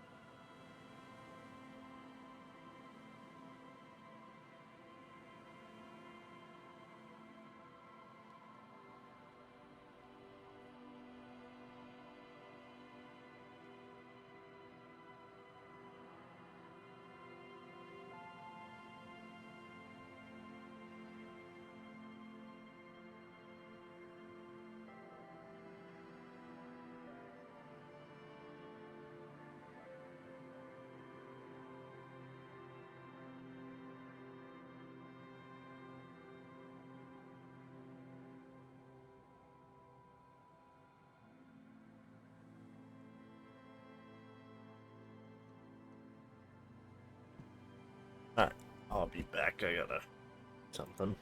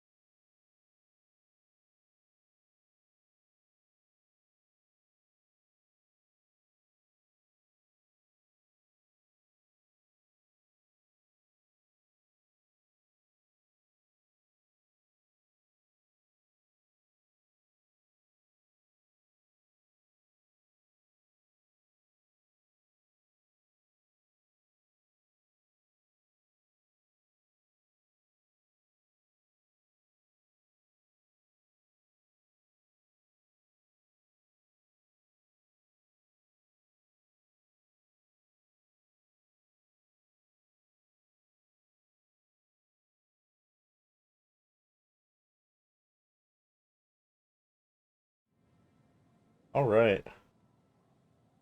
Playing more. Or, oh my gosh. Back from what I was doing. The dog wanted to hang out, so he's in here now for a little bit. Probably won't last long. He does occasionally come and see me. I don't know what we're doing from here. Oh. Here. Oh, there he is. Hey, Sancho. Hey, be careful with those, Sancho. Be very careful. Hey, hey, hey, hey. Don't go in there. Don't go in there. You can sit right there. Alright. A lot to do, wow.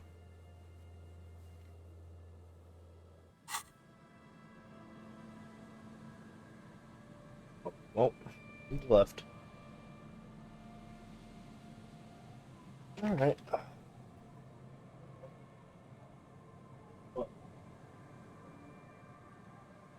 Wanna hang out if I give you attention? Okay.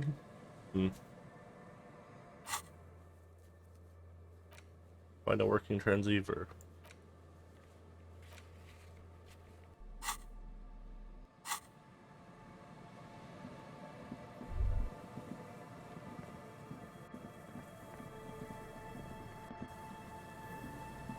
A metal payphone under a yellow plastic dome. There's a bitter, caustic taste on the tip.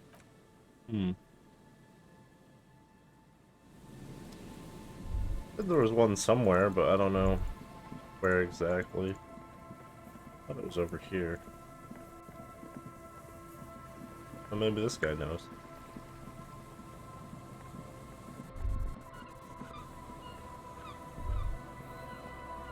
Hello again.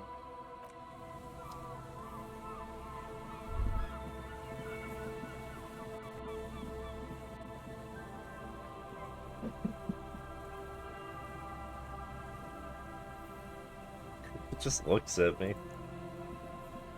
How do I get in here?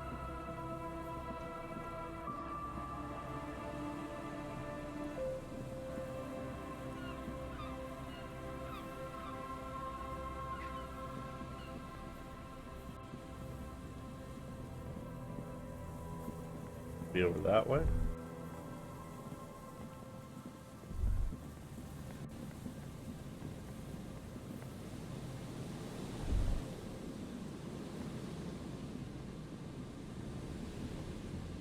There's some tear.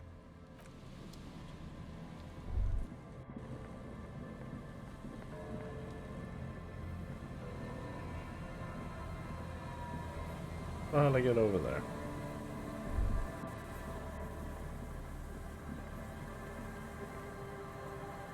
There he goes. I guess I'll close my door. Bye, son.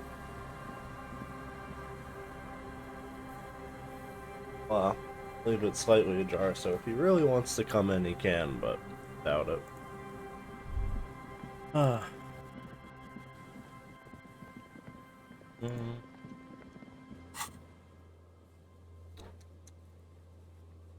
From him to...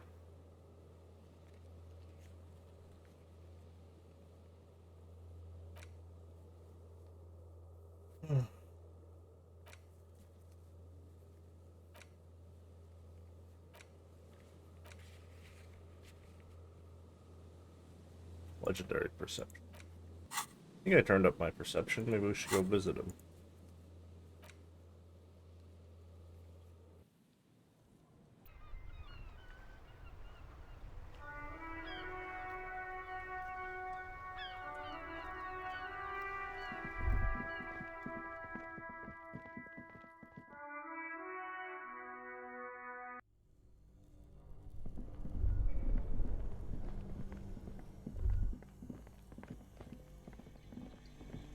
The bear's eyes are still glowing red. The bear's eyes are still glowing red. It's guarding us. You touch the dead man's body. His skin is cold. I would like to get this checked so I can send the body away.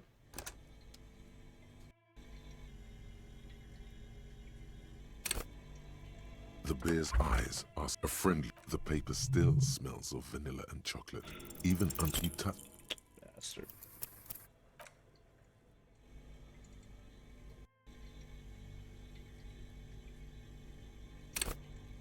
The bear's eyes are still glowing red.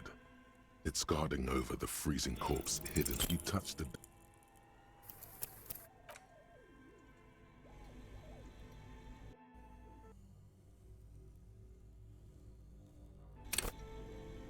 The bear's eyes are still glowing red. Your arms reach out and your eyes close, as if by their own volition. It's dark all around. You feel cold, slippery flesh, first with your fingertips, then under the palm of your hand.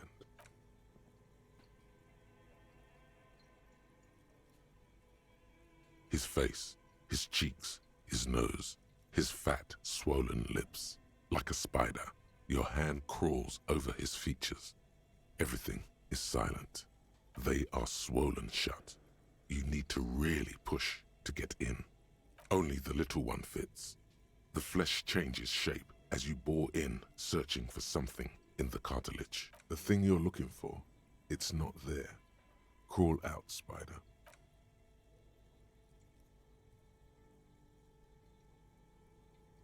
The oral cavity is cold and moist. A ball-like tongue attaches itself to the base of the mouth, lolling around like a scallop. The tongue moves freely in the cavity. The mucus of the mouth is slippery, delicate to touch. From the soft meat, teeth are budding. Hard pearls of bone in the gums and in the back of the mouth. Can you feel it? You're so close. Rip his jaws open now. Look in. A vision of black and dark red death, pried open by your naked hands and studded with teeth. Looks like he's laughing. Death fumes rising from the throat, and there, in the back of his mouth, above the bell of the uvula, right in the soft palate, you see a hole, barely visible to the human eye. It is swollen shut, almost vanished. No larger than 0.4 centimeters in radius, the edges appear darkened. An abrasion collar. This is what we're after. Abrasion collar. A black trickle of liquid runs into his throat from the wound. Your index fits right in there. A tight tunnel of flesh opens up. Tissue damage. Wide enough for 2 fingers. As you push both in, you reach through his mouth. Yes, that's what this part is called. The basal ganglia feels clumpy. What entered here has torn apart his reptilian complex. This man will never sleep again. Never wake. Your fingers slide into the remains of his limbic system. There is no resistance. It's gelatinous. The slug-like structures are damaged too. The tearing extends deep into both hemispheres. This is what he used to regulate his emotions with. The lieutenant answers with the sound of his pen on paper. Your fingers are all the way in now, reaching toward the inside of his skull. The cavity goes further, but the entry wound isn't wide enough for the rest of your hand to follow. Your fingers reach toward his skull. His cerebral cortex feels like jelly. Cold jelly. Strange fluid streams down your wrist as you push deeper, until you feel it on the tip of your finger. Sharp, serrated material. The edges cut right into your skin. The pain is barely noticeable under the adrenaline rush. Can you get to it? There's a tiny crack. A protrusion in the cranium, right in the back of his head. Your finger must be pointing straight at it. From the inside, the object that is in there stops just short of the skull, in the encephalus, knocking this tiny fracture into the cranium. We have the makings of a very small exit wound here. Oh my god. Are you serious? You push your... Out comes his small folding knife. The lieutenant moves its blade across the man's skull, searching for the exit wound. Withdraw your hand 4 centimeters, please. With a crack, he punches the knife in the skull. Then, one more time, and one more, until the bone comes loose, like eggshell. Inside, you feel the jelly move from his poking. Can you push it out? A small flower of metal blossoms from the man's head, followed by your finger. A bullet. A non-calibre. Rifled. You may remove your hand from the victim's head now, officer. Here is your prize. That seems really important. We need to add an item to the injury list. Injury number 4. Oval entry wound with an abrasion color. Soft palate, back of mouth. High velocity. Temporary cavity in brain tissue. Small exit wound on the occiput. How does that sound? Opinion, fatal injury. And one last thing. We should amend injury number 3. Ligament mark. New opinion, non-fatal. Post-mortem. Treatment. He's proposing the bullet was the real cause of death, and the hanging an attempt to conceal this fact. Treatment, officer, is an attempt to manipulate the body after death, to hide the real cause with a false cause. Huh. In this case, this injury here. Now it's the shot man, not the hanged man. Yes, and the belt around his neck, the hanging, even dragging him to the yard. All of it was done after this man was already dead. Dead. I have had my doubts since you showed me the tracks. Why did they carry him over? Why not march him, I thought. There was no satisfying explanation. There have been other signs too. Small details. Everything is too neatly designed for us to assign probable cause here, as we did, full-heartedly. Well, no more. We almost fell for it, he thinks. Almost. That's for us to find out. But this, it will make finding them just a little easier. To hide something. The real killer, the real motivation. What happened? What really happened here? Oh, you really do. I am glad to hear you say that. Your room in the Whirling in Rags should come with a bathroom. Be sure to make use of it in the evening. Yes, we should take a closer look at it. I am certain it has more to tell us. This little thing could reveal much about the weapon that shot it. We bag the corpse and carry him to the holding pen of my kinema. I can transport him to processing myself, but I will be gone for the rest of the day. Work on the case.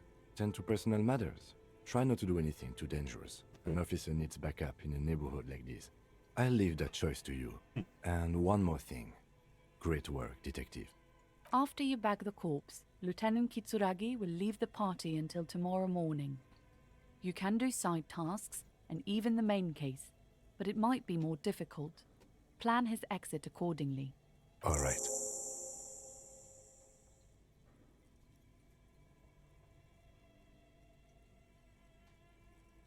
I will need a little help carrying him. You take the hands, I'll take the legs. Huh. I can't fucking believe that. I'm so glad that I left him in there to find that. Wow. I feel stupid. Whew.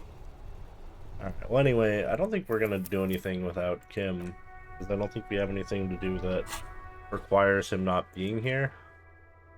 So.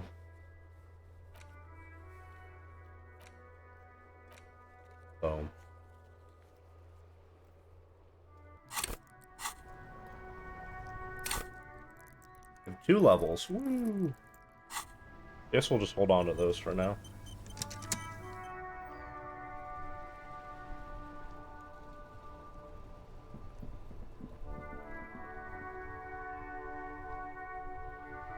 Can I not use this because he's on it? Oh, sorry. A bastard. Maybe let's go tell this lady we want to have a date or whatever.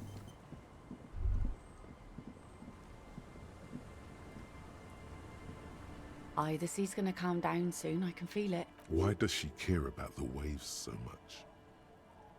What is it with waves and fishermen? We need to be out there with them, fishing, making a living. So I asked them to accommodate me. But until that happens, I can try to assist you the best I can. So, what will it be, officer? 3-star suggestion. Can't unless we do drugs. What kind of drugs do we need to do? Psyche drugs.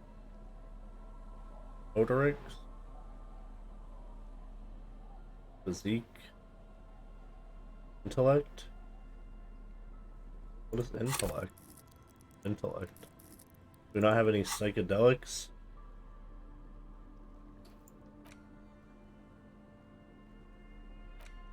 Can we go buy some?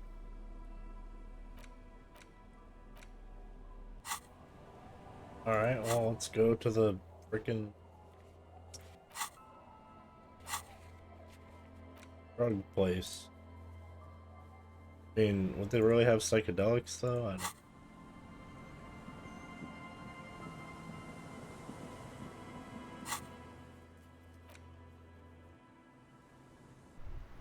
Guess it's possible.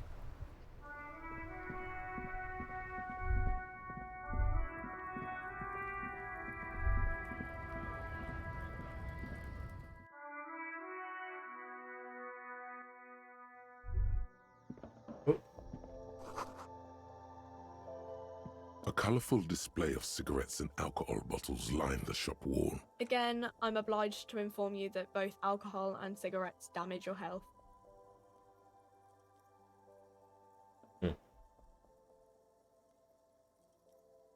No, Frit only sells legal drugs, like the law says.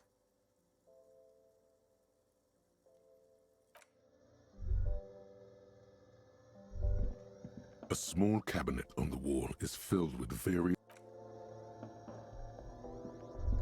The tear machine stands in the corner. No. You...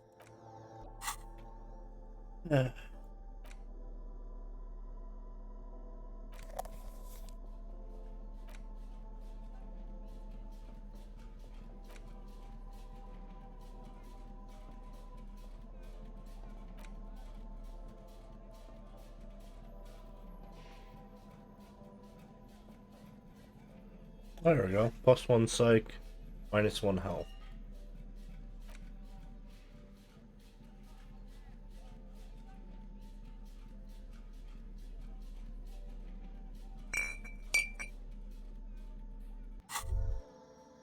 Whoa. In your hand, Pyrrolidon, the double rainbow of synthetic hallucinogens. What a funny little cap. Don't let the scary medical warnings throw you off. It's an inadequate antidote to radiation poisoning, but a potent... It's not gonna give you radiation poisoning, stupid.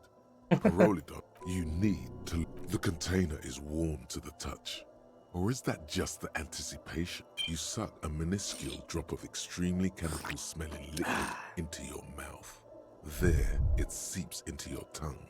When you swallow, it's already almost all gone. It tastes like many things, all melting into one. Not really. It's just a metaphor. The effect of that otherworldly drop of liquid. Why not?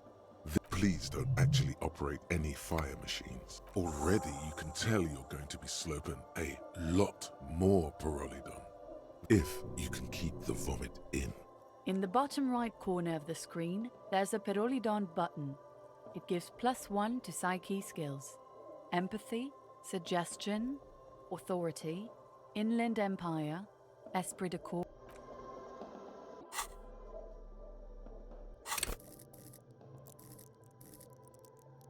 Oh, I thought it would let me... Oh. I thought it would do something.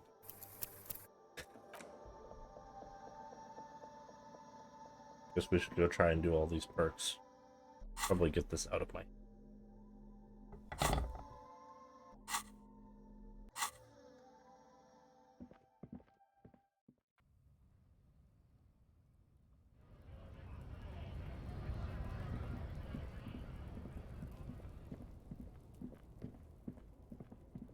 Anything else I can do?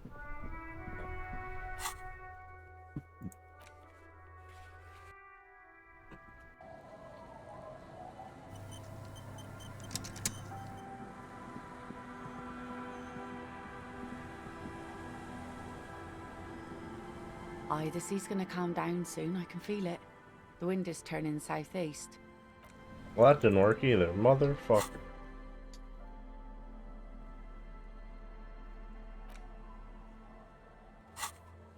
Great.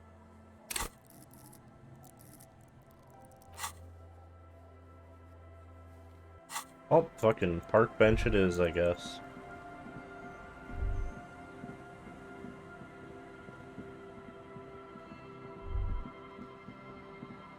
Wherever that's at. Tequila sunset. What's in a... Hey, Spiral Boy. Oh, shut up, guy. I was once a reason... So you don't... There... Shut... You gotta... Our hair... What she doesn't know is that... What? Well, there are... If I... Tell her... Fuck, right. The wind... But... Her word... Gay... Well... Oh, headless. Others... Person... Coincidence... For some reason, this does strike you as... Well, some... Oh, head... Others... Person... Coincidence... For some reason... Anyway, to each his own. No... Aye. I saw him... Don't call. There's no waking him. The legend! He's back. And firstly, I got smokes and piss.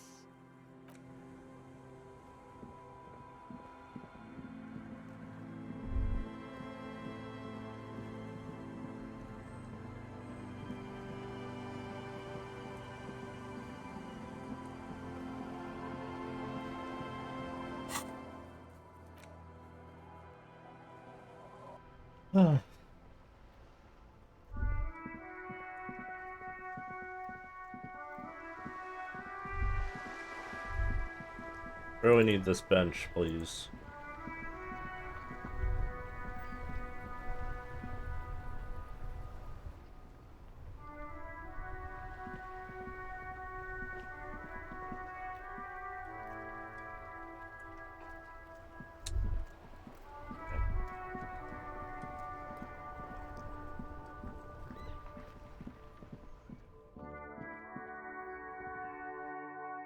Another bench?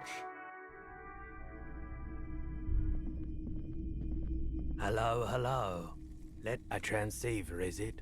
Yeah, we should have something to do the trick. He produces a machine encased in a blue Bakelite shell. Its black face covered in an assault. A Crystal Sprack Model 9 Gottwaldian. The Model 9 also comes equipped with a signal purifier to suppress crosstalk. In other words, it will put even the Lieutenant's beloved Dino Wave to shame. It's about as close to perfection as a transceiver gets. You'll be back again. I've got... Sure. Let me have a look. Anything else you're thinking of selling?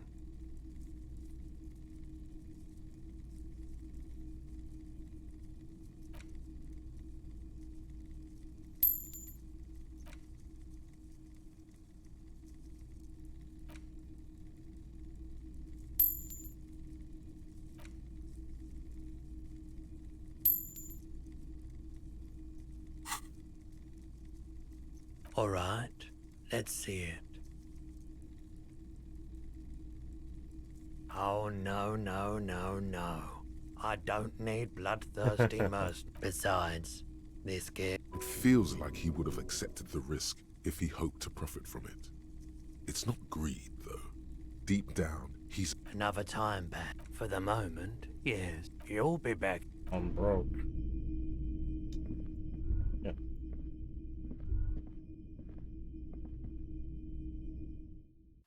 Oops, I just hit my microphone. Let's go Elysium benches. Besides the drunks and the fishing boat. Did I just miss it?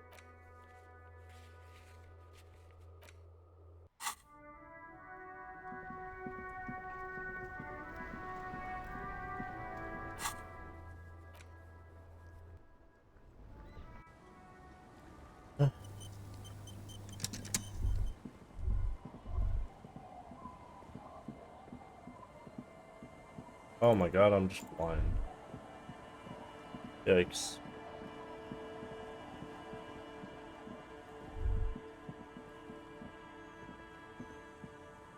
You sit on the wind-worn wooden planks of the bench. You finally stop.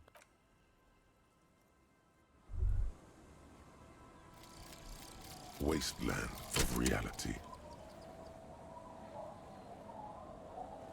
Congrats, you're sober. It will take a while for your body to remember Wow, this how is to terrible. metabolize anything that isn't sugar from alcohol. So you're going to be pretty ravenous soon. Eat plenty. You can expect your coordination and balance to improve in a couple of weeks. In 2 months, you might start sleeping like a normal person. Full recovery will take years though. It'll be depressing, and it'll be boring.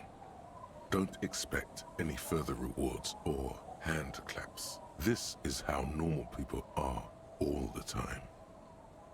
This is terrible.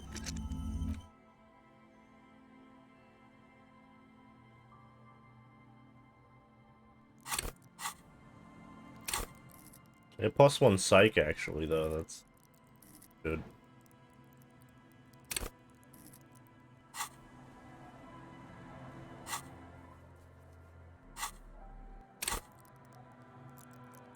Yeah.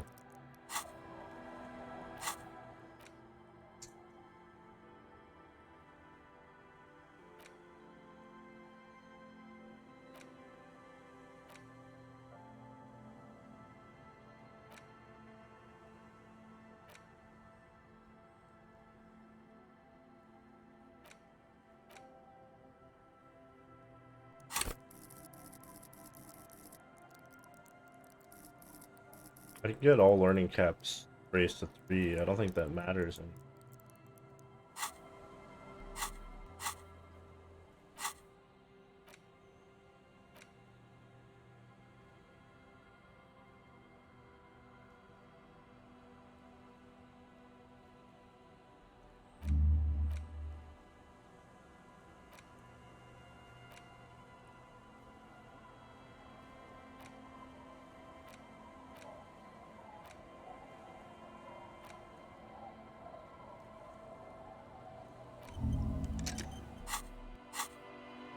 You sit on the wind-worn. Time passes. You ponder upon an endless wind. Time passes. You ponder upon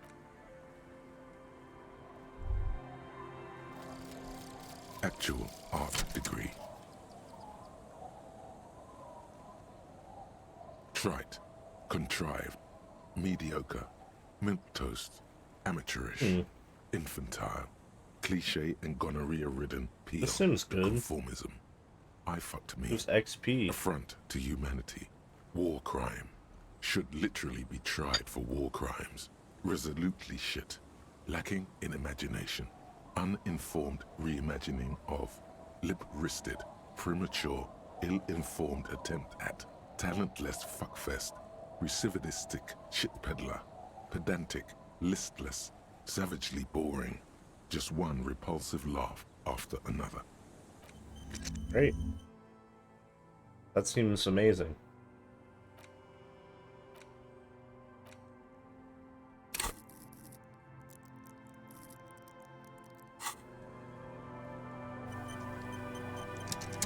You sit on the wind. What could be more exciting than sitting? Time passes. You ponder upon. Time passes. You ponder upon and time pass. You ponder upon. The twiddling barely keep. All right. The twiddling.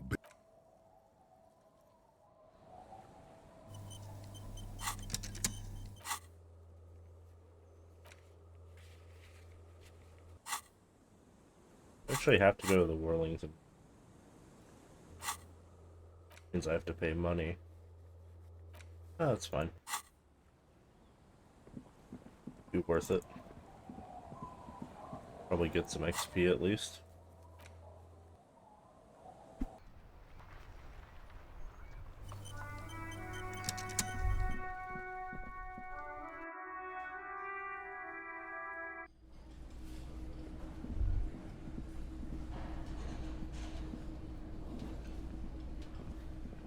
Hey, was there something you needed? Another thing. Yes, got the 20 rand. Good.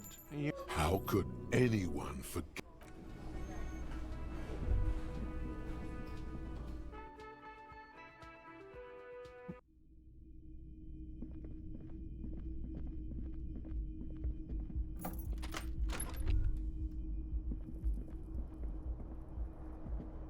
The fan stands still.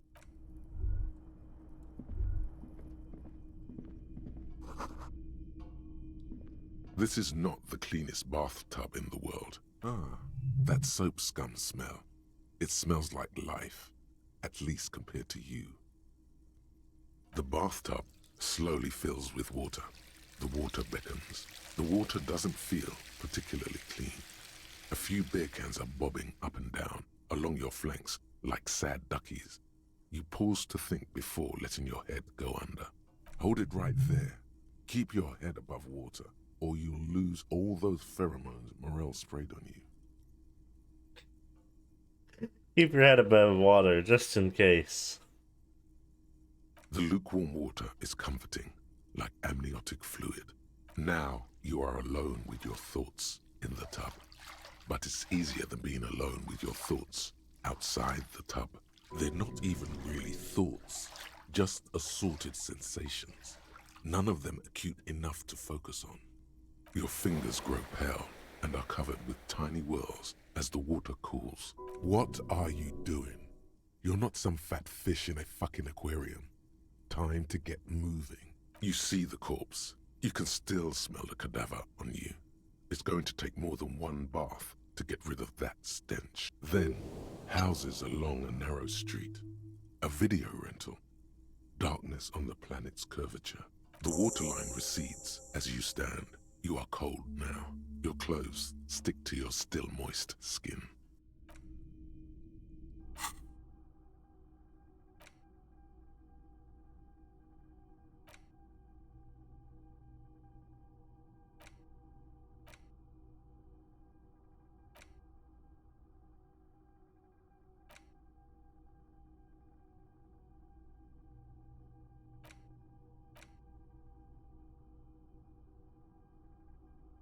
I think I might get rid of this. I have enough health and stuff where I think I'll be fine. Very good though. Position. Pick.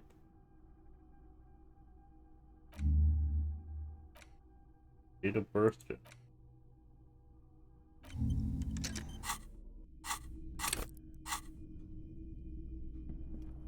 The bed is still cold from the broken window, and the unchanged lint. It's easier this time. Drifting off your... This is... For now.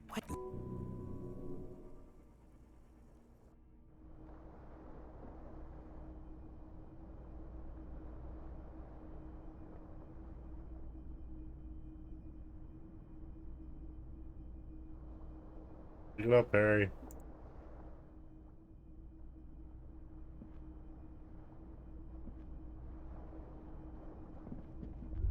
The window stands broken. A mirror hangs on the bathroom wall. In it, your face. Irregular, like the rest of you. It comes from a bad place. So your hands, however skillful, can't manage this task on their own. You should get your chain cutters out. Oh.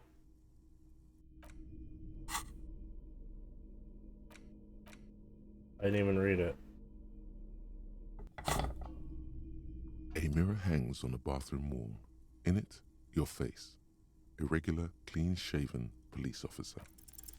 The faucet is quite terribly mangled, but you just might be able to twist its parts into place. You handle the chain cutters deftly, applying just enough pressure.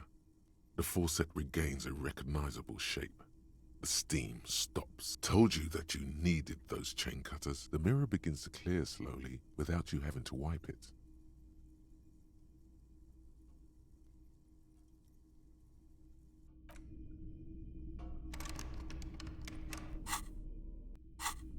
Alright. So is Kim here now? He must be. You know what I mean?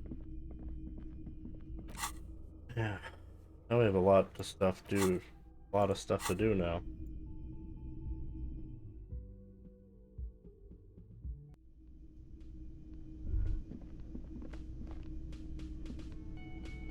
Yes?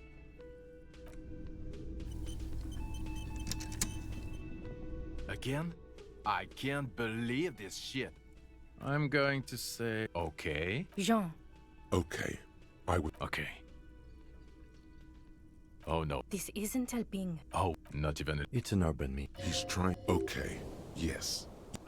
Neither can I, partner. It's a mere second, but it feels like you saw something. Okay, why not?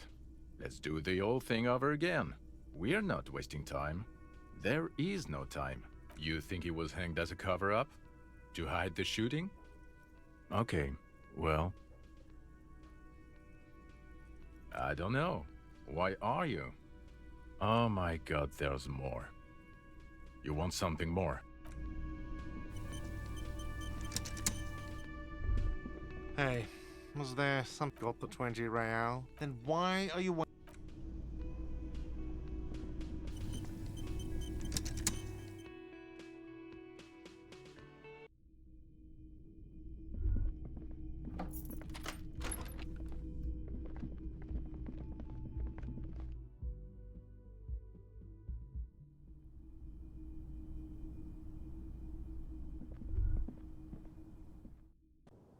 That why the window was replaced? He was shot? Makes sense. I was just thinking, what a nice day for... Yes, miss. I hope you don't mind. All right. Coolly, gracefully, she pours herself more coffee. Not my favorite topic, but okay. Why was there a bullet in his head? Bullet? They shot him too? I'm not picking up on any theatre craft here, sir. The pause is sincere. They stripped his clothes and they shot him? You mean after they hanged him? I'm confused, sorry. So am I. Were you aware that he had also been shot, miss? Things are starting to go a little over my head here. I thought he was hanged. I was not present when they did it. I don't know what happened. I just know what they told me. And Sylvie, the bartender. This is beginning to get confusing for you too, and we don't like that. Where was she last Sunday night? Cowering. I was cowering downstairs with Sylvie. How about we, change the subject to something more lighthearted now? Soft, light brown eyes look back at you, directly into the space behind your eye sockets. You see the smoke rise from between her painted red lips. She's beautiful. I have bad news for you. You know these guys? Who? Me? Yes, you. He's talking about you, you boring stiff. You too. Me? What did I do? These guys are compromised. She's got them singing along to her tune. The little bleeps and bloops you trust for info. You can't trust them anymore. Oh my god. Believe it. Which ones exactly are affected? There's no way of knowing. At the moment, I'm afraid it's best to assume. All of them? All of them. Bullshit, man. I ain't compromised. Electrochemistry isn't Especially compromised. that guy. That guy's the most compromised one here. Yeah. No fucking way, man. I just want a drag of that sweet menthol Ziggy. Really? Quick. Tell me what's under her jumpsuit. Glory. Truth. Softness. Protect her. She wants you. I take it back. He's got it pretty bad. But this next guy's on another level entirely. She likes you. The crown head is a boring condom. He's jealous. This is human nature. How it always does, through subtlety. There's nothing you can do about it. You are how you are, and she is how she is. Things will go as they do. No. It's better to know you're being played than to be played without knowing it, is it not? Yes. Mr. Thespian here has been singing paeans to how truthful she is.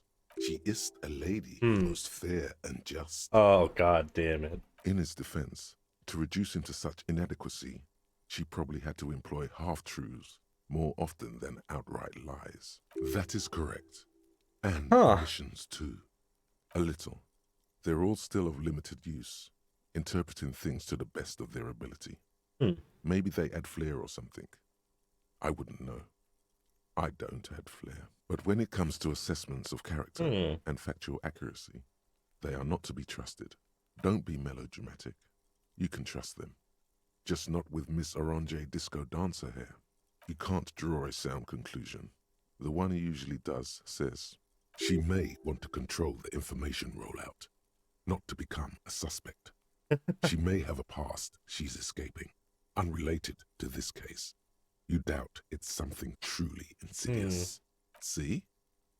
It's oddly moderate, probably compromised. Don't worry.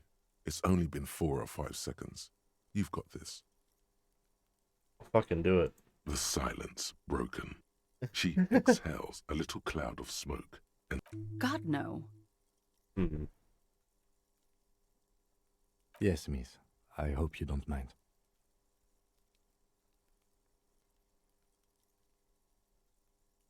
All right. Coolly, gracefully, she pours herself. Not my favorite topic. I'm sorry, I can't. I know it's difficult, miss. We can return to it later. How about we... Alright.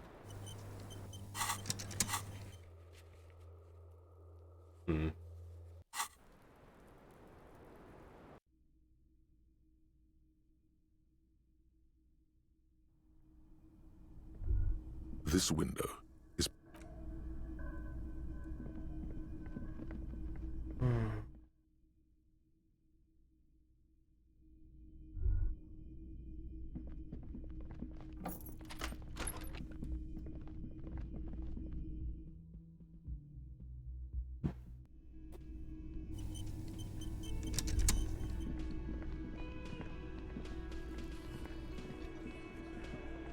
I've got nothing to say to you. It's you again. What is it?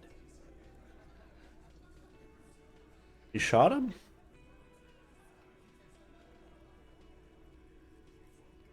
A bullet, you say? That's mighty curious. Indeed. Mighty. How did it get there? Well, there are so many bullets in the world, and so many heads. I guess it's only logical. At some point, one of them bullets had to end up in one of them heads. It's bound to happen again, you know? Just statistically speaking, of course. Sire, it would be an event most dramatic if you were to produce the bullet and dangle it before their very eyes. Never been worse. It's not like you blew it wide open, but there's a little crack in there. Give me a sec. I want to inspect the bullet. I didn't do that.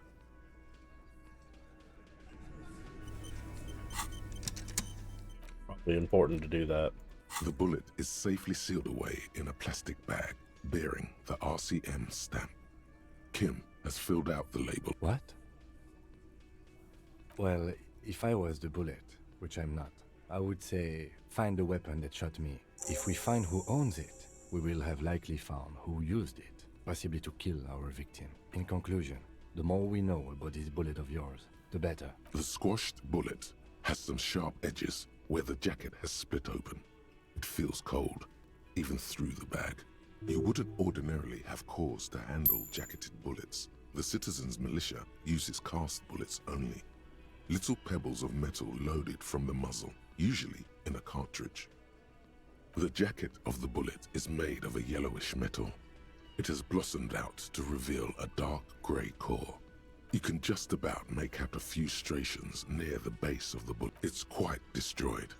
So what can you say about the bullet so far? A jacketed bullet. Okay. It would have been shot from a military-grade breech-loading rifle, not from a muzzleloader like those typically found on the streets of Martinez. We were right. This came from a serious weapon. Highly unusual. The people of Revachol haven't carried breech-loading weapons like this for nearly half a century. Even the RCM uses ordinary unjacketed conical bullets. This is strange. Very strange. I like this, officer. Strange means unique. Unique means incriminating. We need to find a gun that shot it. A rifle. Revolutionary period. Your bullet looks to be an old 4.46 millimeter from the surplus left over from the turn of the century. Probably an antique or a retrofitted antique. The 4.46 caliber was widely used with the Belmargrave rifle, a Revacholian manufacturer. The BM dominated the battlefields of the Insulindian theater of the anti-centennial revolution 50 years ago. No, but Zeliger, a major firearm manufacturer, ended up with a surplus after the war. So there are still a lot of these old military rifles floating around, usually broken. The quality was appalling. Antiques enthusiasts, guerrilla fighters in distant countries, a few lucky jamrock bangers. You're looking for a well-preserved antique, most likely. What are you thinking? Bullet? Okay. And? An antique. That makes sense. There can't be many breech-loading rifles floating around in Martinez, or anywhere in Ravachol, really. Sure, there's some arms trafficking, but the laws prohibiting the use of breech loaders we inherited from the monarchy have been effective, from what I've seen. Some new RCM recruits get impatient with their muzzle loaders once they've trained with military-grade weapons, but they realize it's worth it in the end. Prohibiting peacetime law enforcement to front-loaded rifles is a policy enforced by the Moralist International in all the nations of the Real Belt. Imagine if everyone, cops, citizens, had access to firearms that could shoot multiple rounds without pausing to reload. After the first shot, the second, third, and so on come much easier.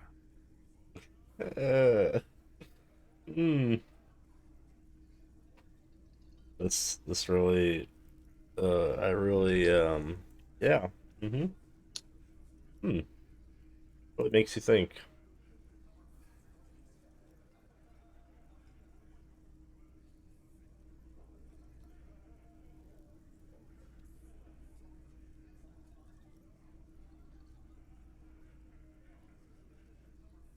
But back to the investigation.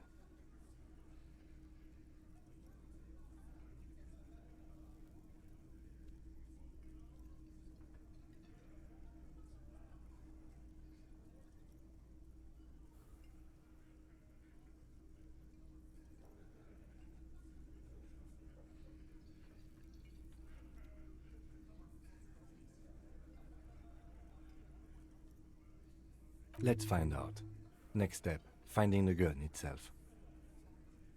Okay, an antique. Sure, there's some new... Prohibiting peacetime law enforcement. But back to the... Doesn't seem that likely.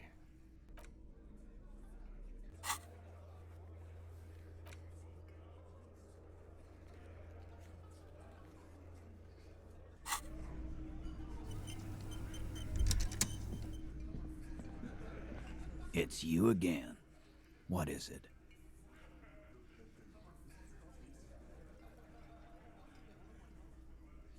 Again. Good one, Titus. About fucking time. I don't know what went wrong the last time. The fucking what now? No. Yeah, cock carousel. Boss. Yeah. Thank. Okay then. Are you okay? What fucking questions? Carousel, man. Again. About fucking... Oh, I guess I can't show him the bullet anymore. Fuck. Alright. Wait.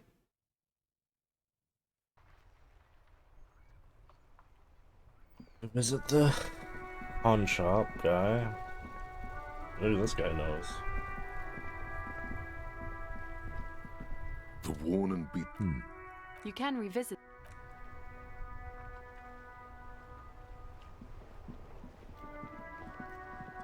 Oh, sorry, officer.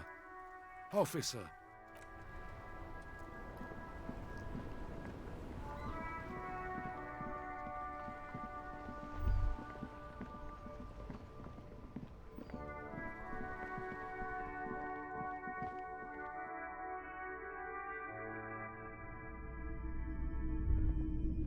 Hello, hello. Let me know if I can help you with anything. Traffic, now that That sure narrows down. He shakes his head. I doubt it, but I do my best. He doesn't know it. No one likes to see what you have to see every... The pawnbroker's gaze is already fixed. Sure thing. Maybe. Shady-looking guys came in here yesterday, looking like they'd just taken off their Wild Pines overalls.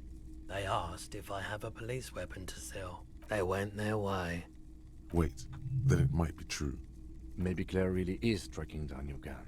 People as oleaginous as Everard seem like they'll... Sure, man. Alright.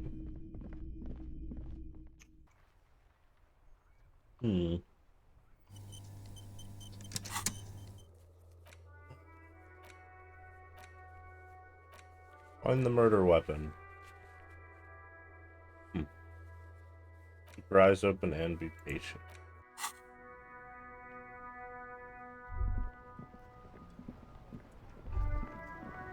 That's not very helpful.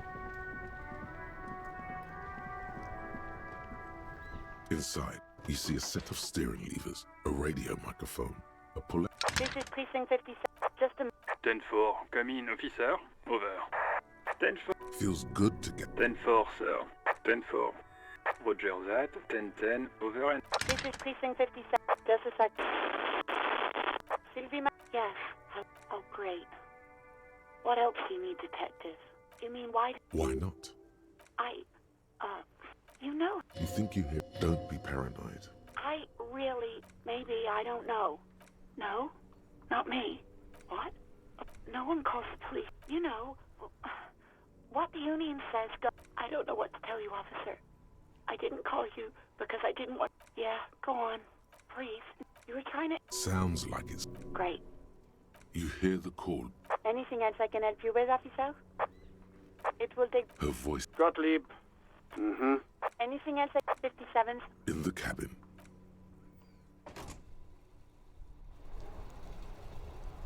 Well...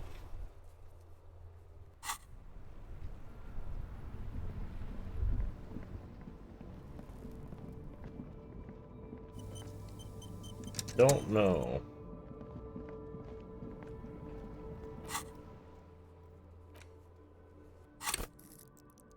What do I need to convince him? I already forgot. Rhetoric? Something? Just gotta convince him, because that seems important. It's you again. What is it? You know, find things out.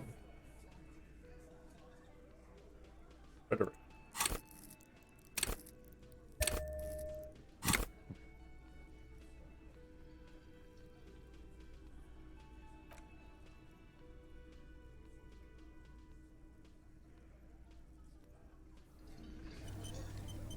It's you again. What is it?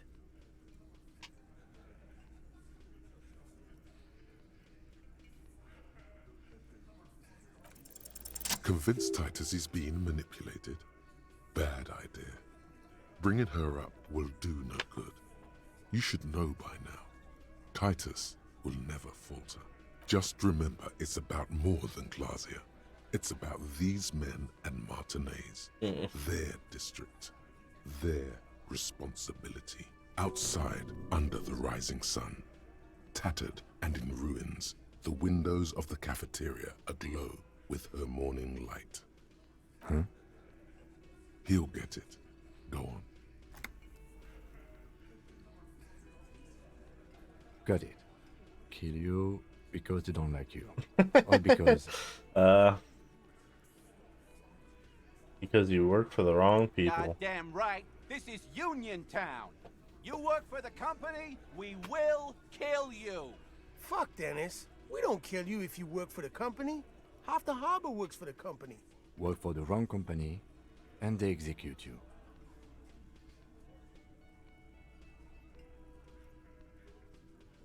They just hang you, shoot you, light you on fire, they don't care. We didn't light him on fire.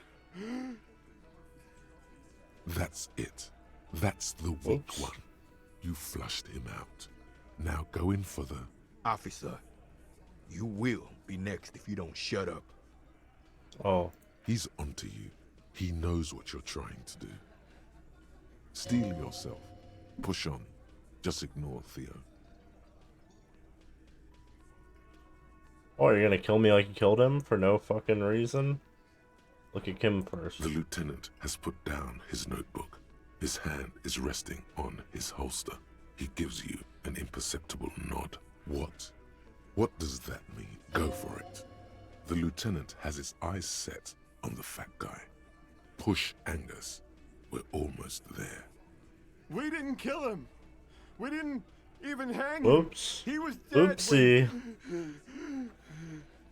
Shut up, Angus. He was dead before you hanged him. Fatty! Say one more thing to the cops and I'll... Dennis, stand down, or I'll beat your head in. Theo, take your hand off the belt. This isn't 31. I've got this under control. Does he? His closed fist is shaking. It's you who's in control. Let them have their moment. Angie, where's your goddamn inhaler? You sound like you're dying. I left it home. I can't get it. I'm too fucked. I'm sorry. Why are you so fucking fat, Angus? Now it's all pointless. Because of you. You wasted my time. Jesus. I told you, Titus. I told you just give her up. Lizzie, your help is no longer needed here. Go tell Evrol. Fine. I'll tell him. After a long walk along the coast. You're in. He's all yours. Questions? I'm sorry I made you guys fight. Me too. Kim, we did The it. lieutenant gives a smile only you can see. You didn't kill him. He was already dead. He nods. You hanged the corpse to cover up the real cause of death. The bullet in his head. Another nod. 'Cause the girls asked us to. They were in some shit. Girls plural? There's another girl? 2 of them? Take note of this. They'll probably say more about her later. Did she kill him? Cop, I have no idea. The girl says she didn't. He doesn't think she did. Or at least he hopes she didn't. Classier came down. She seemed really out of it. Drugged up, even more than usual. Bug-eyed and gurning, you know? Not in a fun way. It looked like she'd redosed after something went down. I've seen that look before. She was scared. I knew someone had died. I've done this job for 10 years. I've seen it before. It's the politician in the motel room with the dead hooker scenario. Only in reverse. Good analogy, boss. You don't get to talk yet, Shanky. You're still on the bench. And you keep taking it easy too, Angus. That's okay with the fat man, still wheezing there. He couldn't speak if he wanted to. We went upstairs. Sure as day the merc was dead. There was a bullet hole through the window. Fucking dirty sheets and bottles everywhere. He means they'd been fucking? Tibbs patched the window. And the corpse. We hanged. Nah, he's my brother. He's in the window replacement business. Right now, he's grateful he hasn't gotten his brother into this mess. You may have noticed our girl's in some shit of her own. Yeah, she wouldn't. Oh. She's fucked if she shows up on police radar. They're powerful, connected to the moral intern. I see. She's clearly afraid for her life. Says if she showed up in your systems, she'd be ghosted away. That's all he knows. That's all she's told him.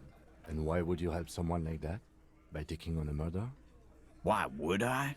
I guess we abide all sorts of runaways and losers here. It's a Martinez thing. Not yet. Just some ideas. She says the shot came from outside, behind the window somewhere. So that's a clue. I'm thinking someone's past caught up with them. Whoa. Either hers or This is, I can't. Alright. This is going places. You mean? I mean the people after Klausya. Maybe the shot missed. Maybe it was meant for her. I like that. Been thinking the same thing myself. My dude. One of those mercenary buddies of his could have done it. They got guns, training, years of bad blood, probably. Or it could have been someone else from Crenell. Huh. So you think that maybe it was... Yeah. Tell you what I'd do. Check out the coast for vantage points. Maybe consult with a ballistics buddy of mine. That's what I'd do. If I wasn't too busy doing this clown dance with you. He's calm now. Threw all that turmoil away and became himself again. In a manner of speaking. Remember the two girls? He may be talking about the other one. That's right. It was her idea to hang him. I liked it for political reasons. It's... Fella, you think too much. He's off all right. You're gonna hurt your head. That woman is just affiliated with the Hardy Boys. You don't know her, anyway. We're Hardy Boys. And that's it. Nope. You're not getting to her. It's Klausya you want to talk to. You do that. Hey, cop. Before you go... Suddenly, the wind picks up outside. You hear it rattling the large windows in their frames. It carries newspapers, circles the whirling in rags in a warm column. She, Klausya, came to Martinez to hide. Many of us did. This is where you wash up when there's nowhere left to go. The Union takes you in. Now, she refused that protection. But, that's right. If we didn't take care of the people who end up here, this place would just be a couple of ruins. Wow. And some cargo containers. We'll take that into account. Oh. Huh. Arno van Eyck. Okay, so Egghead is clearly not Van Eyck in disguise. Van Eyck is an Oranese disc jockey, but those people get around, especially in Revachol, in the clubs on Boogie Street. Perhaps he stayed here for a short stint and discarded part of the song he was working on, just threw it away, and then it ended up in the Hawthorn tree. But why? Did he think it was retrograde? It wasn't. Perhaps he caught a glimpse of the future and did not want for it to arrive just yet. Perhaps the city whispered the top line to him, and he was frightened by it. Interesting. I'll be right back. Go figure out what I'm doing. I'm leaving soon, but I don't know what exactly I'm doing.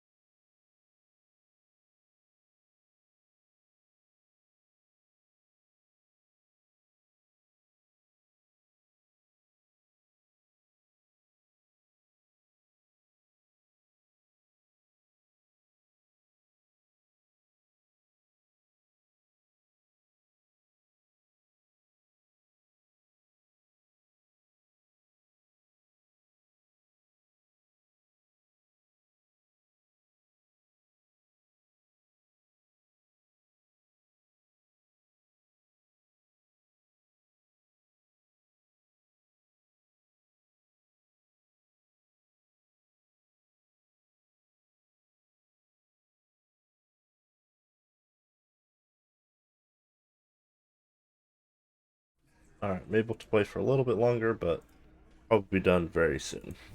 So, save.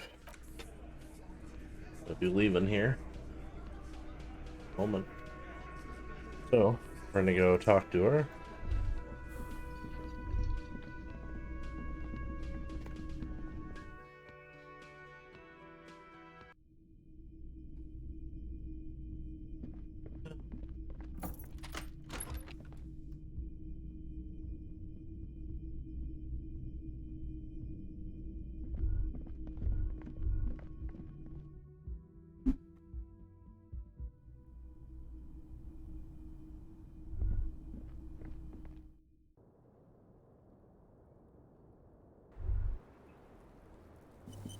Hello. It's always good to see you.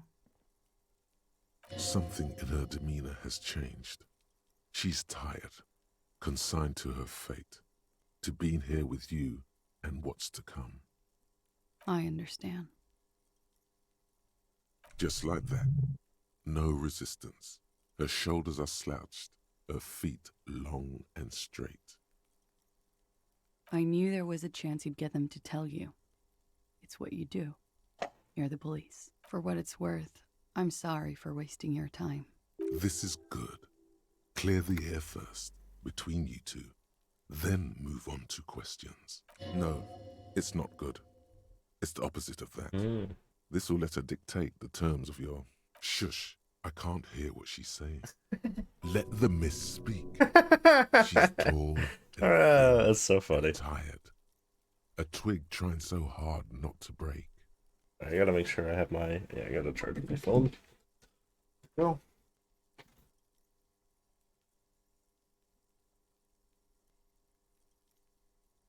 This is really funny, though.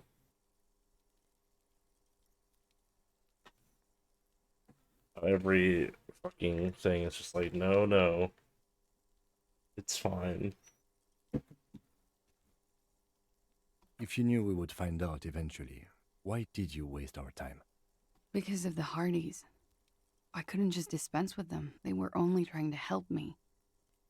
Out of the shit I'd gotten into. You're right. There's more. You answer to the coalition government, and by extension, the moral intern. Briefly glancing over her shoulder to the sea, as she's done time and time again. A grand expanse of water reaches over the bay and to the horizon.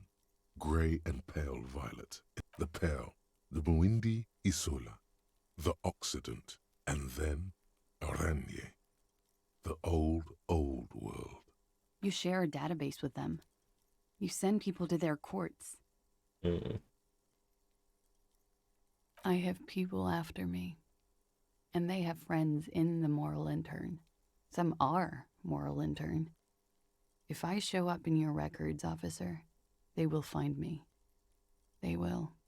What happens if they do? They will kill me, sir. If you file my name, take me in for questioning, enter me into the moral intern mill, well, then I'm fucked. For nothing. This murder didn't have anything to do with me. Here we go. For once, you seem to have her off guard.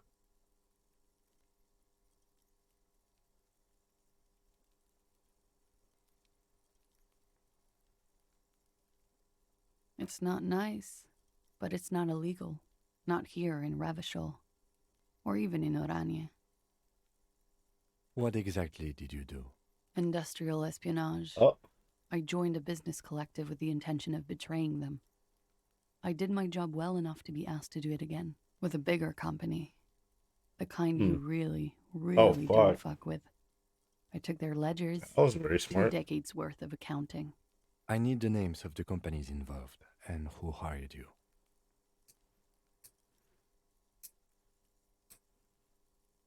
The job was Lou's doing County Savings Bank. They sound small, but they're part of the Lou Scott conglomerate. That was the second job. The first was some printer company. You wouldn't know them.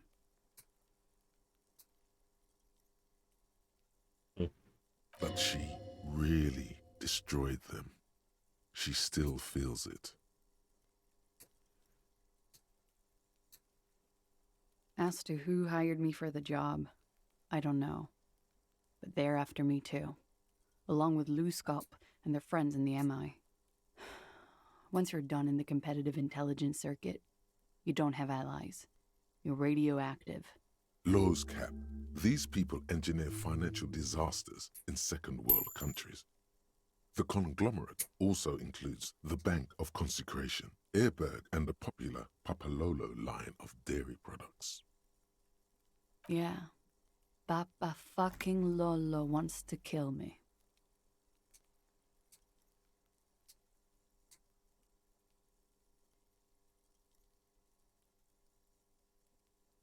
Sure. I'm not a war criminal, but it was bad. People lost their jobs. Good people, too, not just C-suite. A lot of people got hurt, but that's just more of my shit you shouldn't have to deal with. You're solving a murder. That can wait. Look into her eyes. There's more.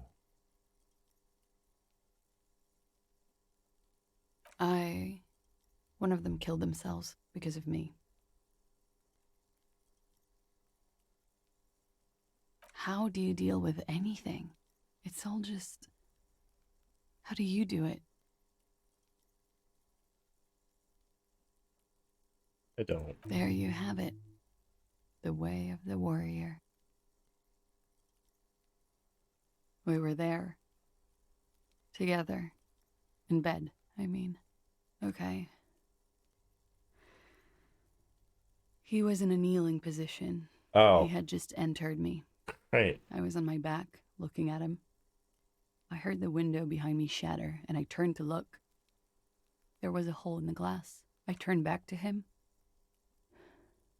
His eyes were looking through me, and his mouth was open. Dumb. I could see. I could... A great pain moves through her, a dark and indefinite wave. She continues in spite of it. I knew he was dead. Before he fell down on top of me. Oh my god. He was heavy. I pushed him off and he fell to the floor. There. He only had his boots on. I bit the pillow, not to scream, then ran downstairs. I waited for the second shot to come. For me. I thought there would be one. It never came. She's forgotten about her cigarette. The butt has burned right down to her fingernails. Your cigarette? Oh. That's a motherfucker. Yeah. It was a real motherfucker. What time was this? When did it happen? It would help us if you could be as precise as possible. 11:30 to 12:15. I don't know the exact time. Around midnight. It's okay. Were you inebriated? Not as much as usual. He'd done a line, plus other things. I was drinking. Wait. Titus said she was gurning her jaw off, much more than usual. Oh, yeah. I did one of his lines, just to clear my head. Good thinking. Clear your head. You should clear your head. Get into his mindset. Thanks, Electric. Did you hear or see the shooter in the course of this? No. Nothing. I was trapped. I was stuck in my room downstairs. I got some clothes on and crawled back up, drew the blinds. Blood was coming from his mouth. Not a lot. Just a little. He was still on the floor, slouched. I couldn't be there with him anymore. So I ran down and out of my room, into the hallway, down the stairs. I knew there would be people there. Run, woman. Run past them and out into the streets where it's dark and people move. To the lorries at the intersection, as far as you can. I already ran. I ran from an entire Isola. I can't run any further. Not with these people. This is as far as it gets. Sylvie was tending the bar. A lot of people were there. The Hardys were at the table in front of the stage. I think the Union box was full. Ruby was there too. They were having such a good time. I sat down and they all welcomed me. I didn't even have to say anything. Ruby knew something was wrong. Ruby? Ruby. You know, the leader. The leader? Of what? The Hardy Boys. Well, nominally, yes. Ruby's the one they go to when things happen, like things they need taken care of. She's the organizer. Would you say she is the 8th Hardy Boy? Why not? Well, Ruby said let's talk upstairs. I showed her the room. I've known these people since December. They know my situation, that I can't leave a paper trail. Ruby was the first one I told. She said she'd take care of this. It's what she does, you know, take care of things. I helped her get the body to the bathroom. We used a belt to pull him up under the shower, to keep him upright. To mislead you, they were tampering with the body. To produce lividity, matching a hanging? Yes. We completely missed the tampering. Looks like you got there in time. What was this, 20 minutes after death? About 20, yes. Ruby explained it would make the blood... You know what he does. Ruby went outside to talk to Titus and the boys. I was just looking at Lely in the bathroom. I had to put his clothes back on. His armor, too. It was tough, but I've seen him take it off and put it on many times. It took Ruby maybe half an hour to come back with Titus. I'd gotten him ready by then. They carried him out. I knew what they were going to do. Make it look like a hanging. Ruby said they would. Ruby said to wait here. She also said I wouldn't see her for a while. That we should lay low or something. So I did. I don't know. I haven't seen her since. We will need to take this question to the Hardy Boys. Interesting. Why did this Ruby go through so much trouble to hide something someone else did? Look into this later. What are you doing? Coming up with a theory. She said Ruby knew something was wrong before she said anything. How come? It was loud downstairs. She couldn't have heard the shot. It is ominous. You already coming up with theories that put the blame on someone other than Clausia. When he was shot? I may have. I don't know. I couldn't hear anything over the glass exploding. The gunshot wasn't that loud. This is something to keep in mind when assessing the distance of the shot. What? Why would I put myself through this? Insanity. Get myself cornered like this. He wouldn't have died if it weren't for me. I know that. But I would never hurt him. All kinds of crazy things happen when drugs are involved. He was a serviceman. He must have had a gun lying around, close to her hand. A military weapon using jacketed ammunition. Now you guys suddenly have theories pouring out, when they're obviously just stabs in the dark.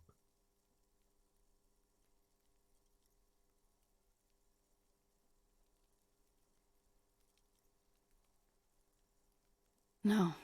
I specifically asked him not to carry firearms when he was with me. He only had his stupid armor. I don't know. His friends have rifles. Maybe those psychos did it? Coalition military have rifles. I'm not a munitions expert, and I did not shoot him. She might have been a tad disingenuous when she avoided talking about the bullet in his head before. Look who's waking up from 1,000 years of sleep. I've said I'm sorry. What more do you want me to say? I did my best not to lie. It didn't always work. I'm sad to hear that. They must have said it in some fit of frustration or under pressure. They couldn't have meant it. She's getting scared now of you, the downstairs people, all of it. I did not kill him to defend myself from rape. I told you before. That wasn't what happened. True, sire. 'Tis true. What does that mean? Do drugs make you aggressive? No. People don't take drugs to kill each other. They take them to feel okay with each other. I thought Ravachol would be more enlightened about this. Especially since you've taken them yourself. The lieutenant gives you a sideways glance. It's not one of respect. You may want to add a clever retort to this one. Clever retort. She looks at you, confused. The lieutenant shares her confusion. Respond with something professional. Now. Like what? That's the first thing that went through my head when I heard the glass break. I thought they'd found me. They've killed him to punish me. All last week, I've tried not to talk to anyone or be seen with anyone so they wouldn't be hurt. I've come to understand, however, this is paranoia. What happened didn't have anything to do with me. I just don't know. I don't know anything. We can't go after Loose Cap. Not yet. There are other, saner leads. I don't ask you to, Lieutenant. If there's one thing I know, it's that you'll get nothing from there.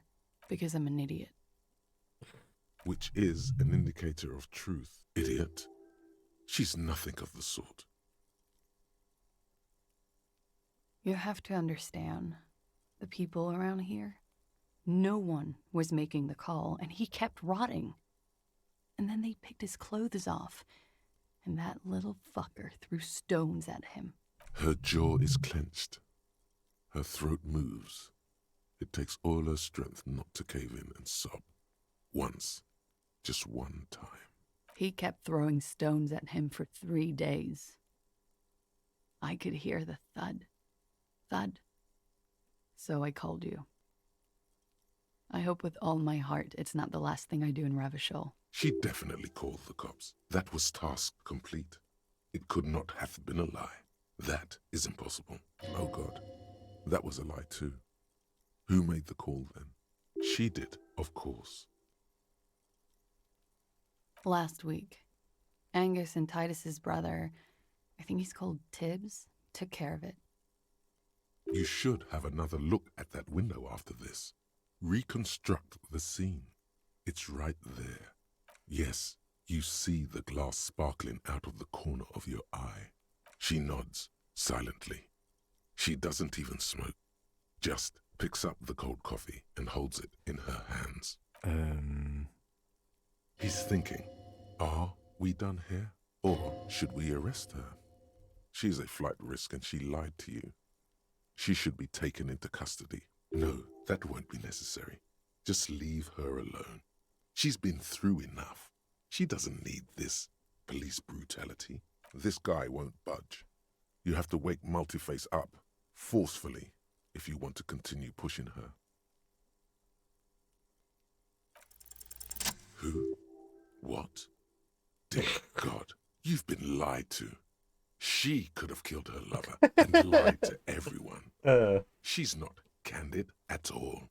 She's smoke and mirrors and will-o-wisps. Oh, it's time to go. She probably didn't give you her real name either. Take it easy. Don't... Yes. Start at the... See? Well, this is an awkward time. She's slow. You are. This. Alright, I'm gonna go ahead and save, and I'll be back later tonight to play more, I think. Alt F4. Upstream.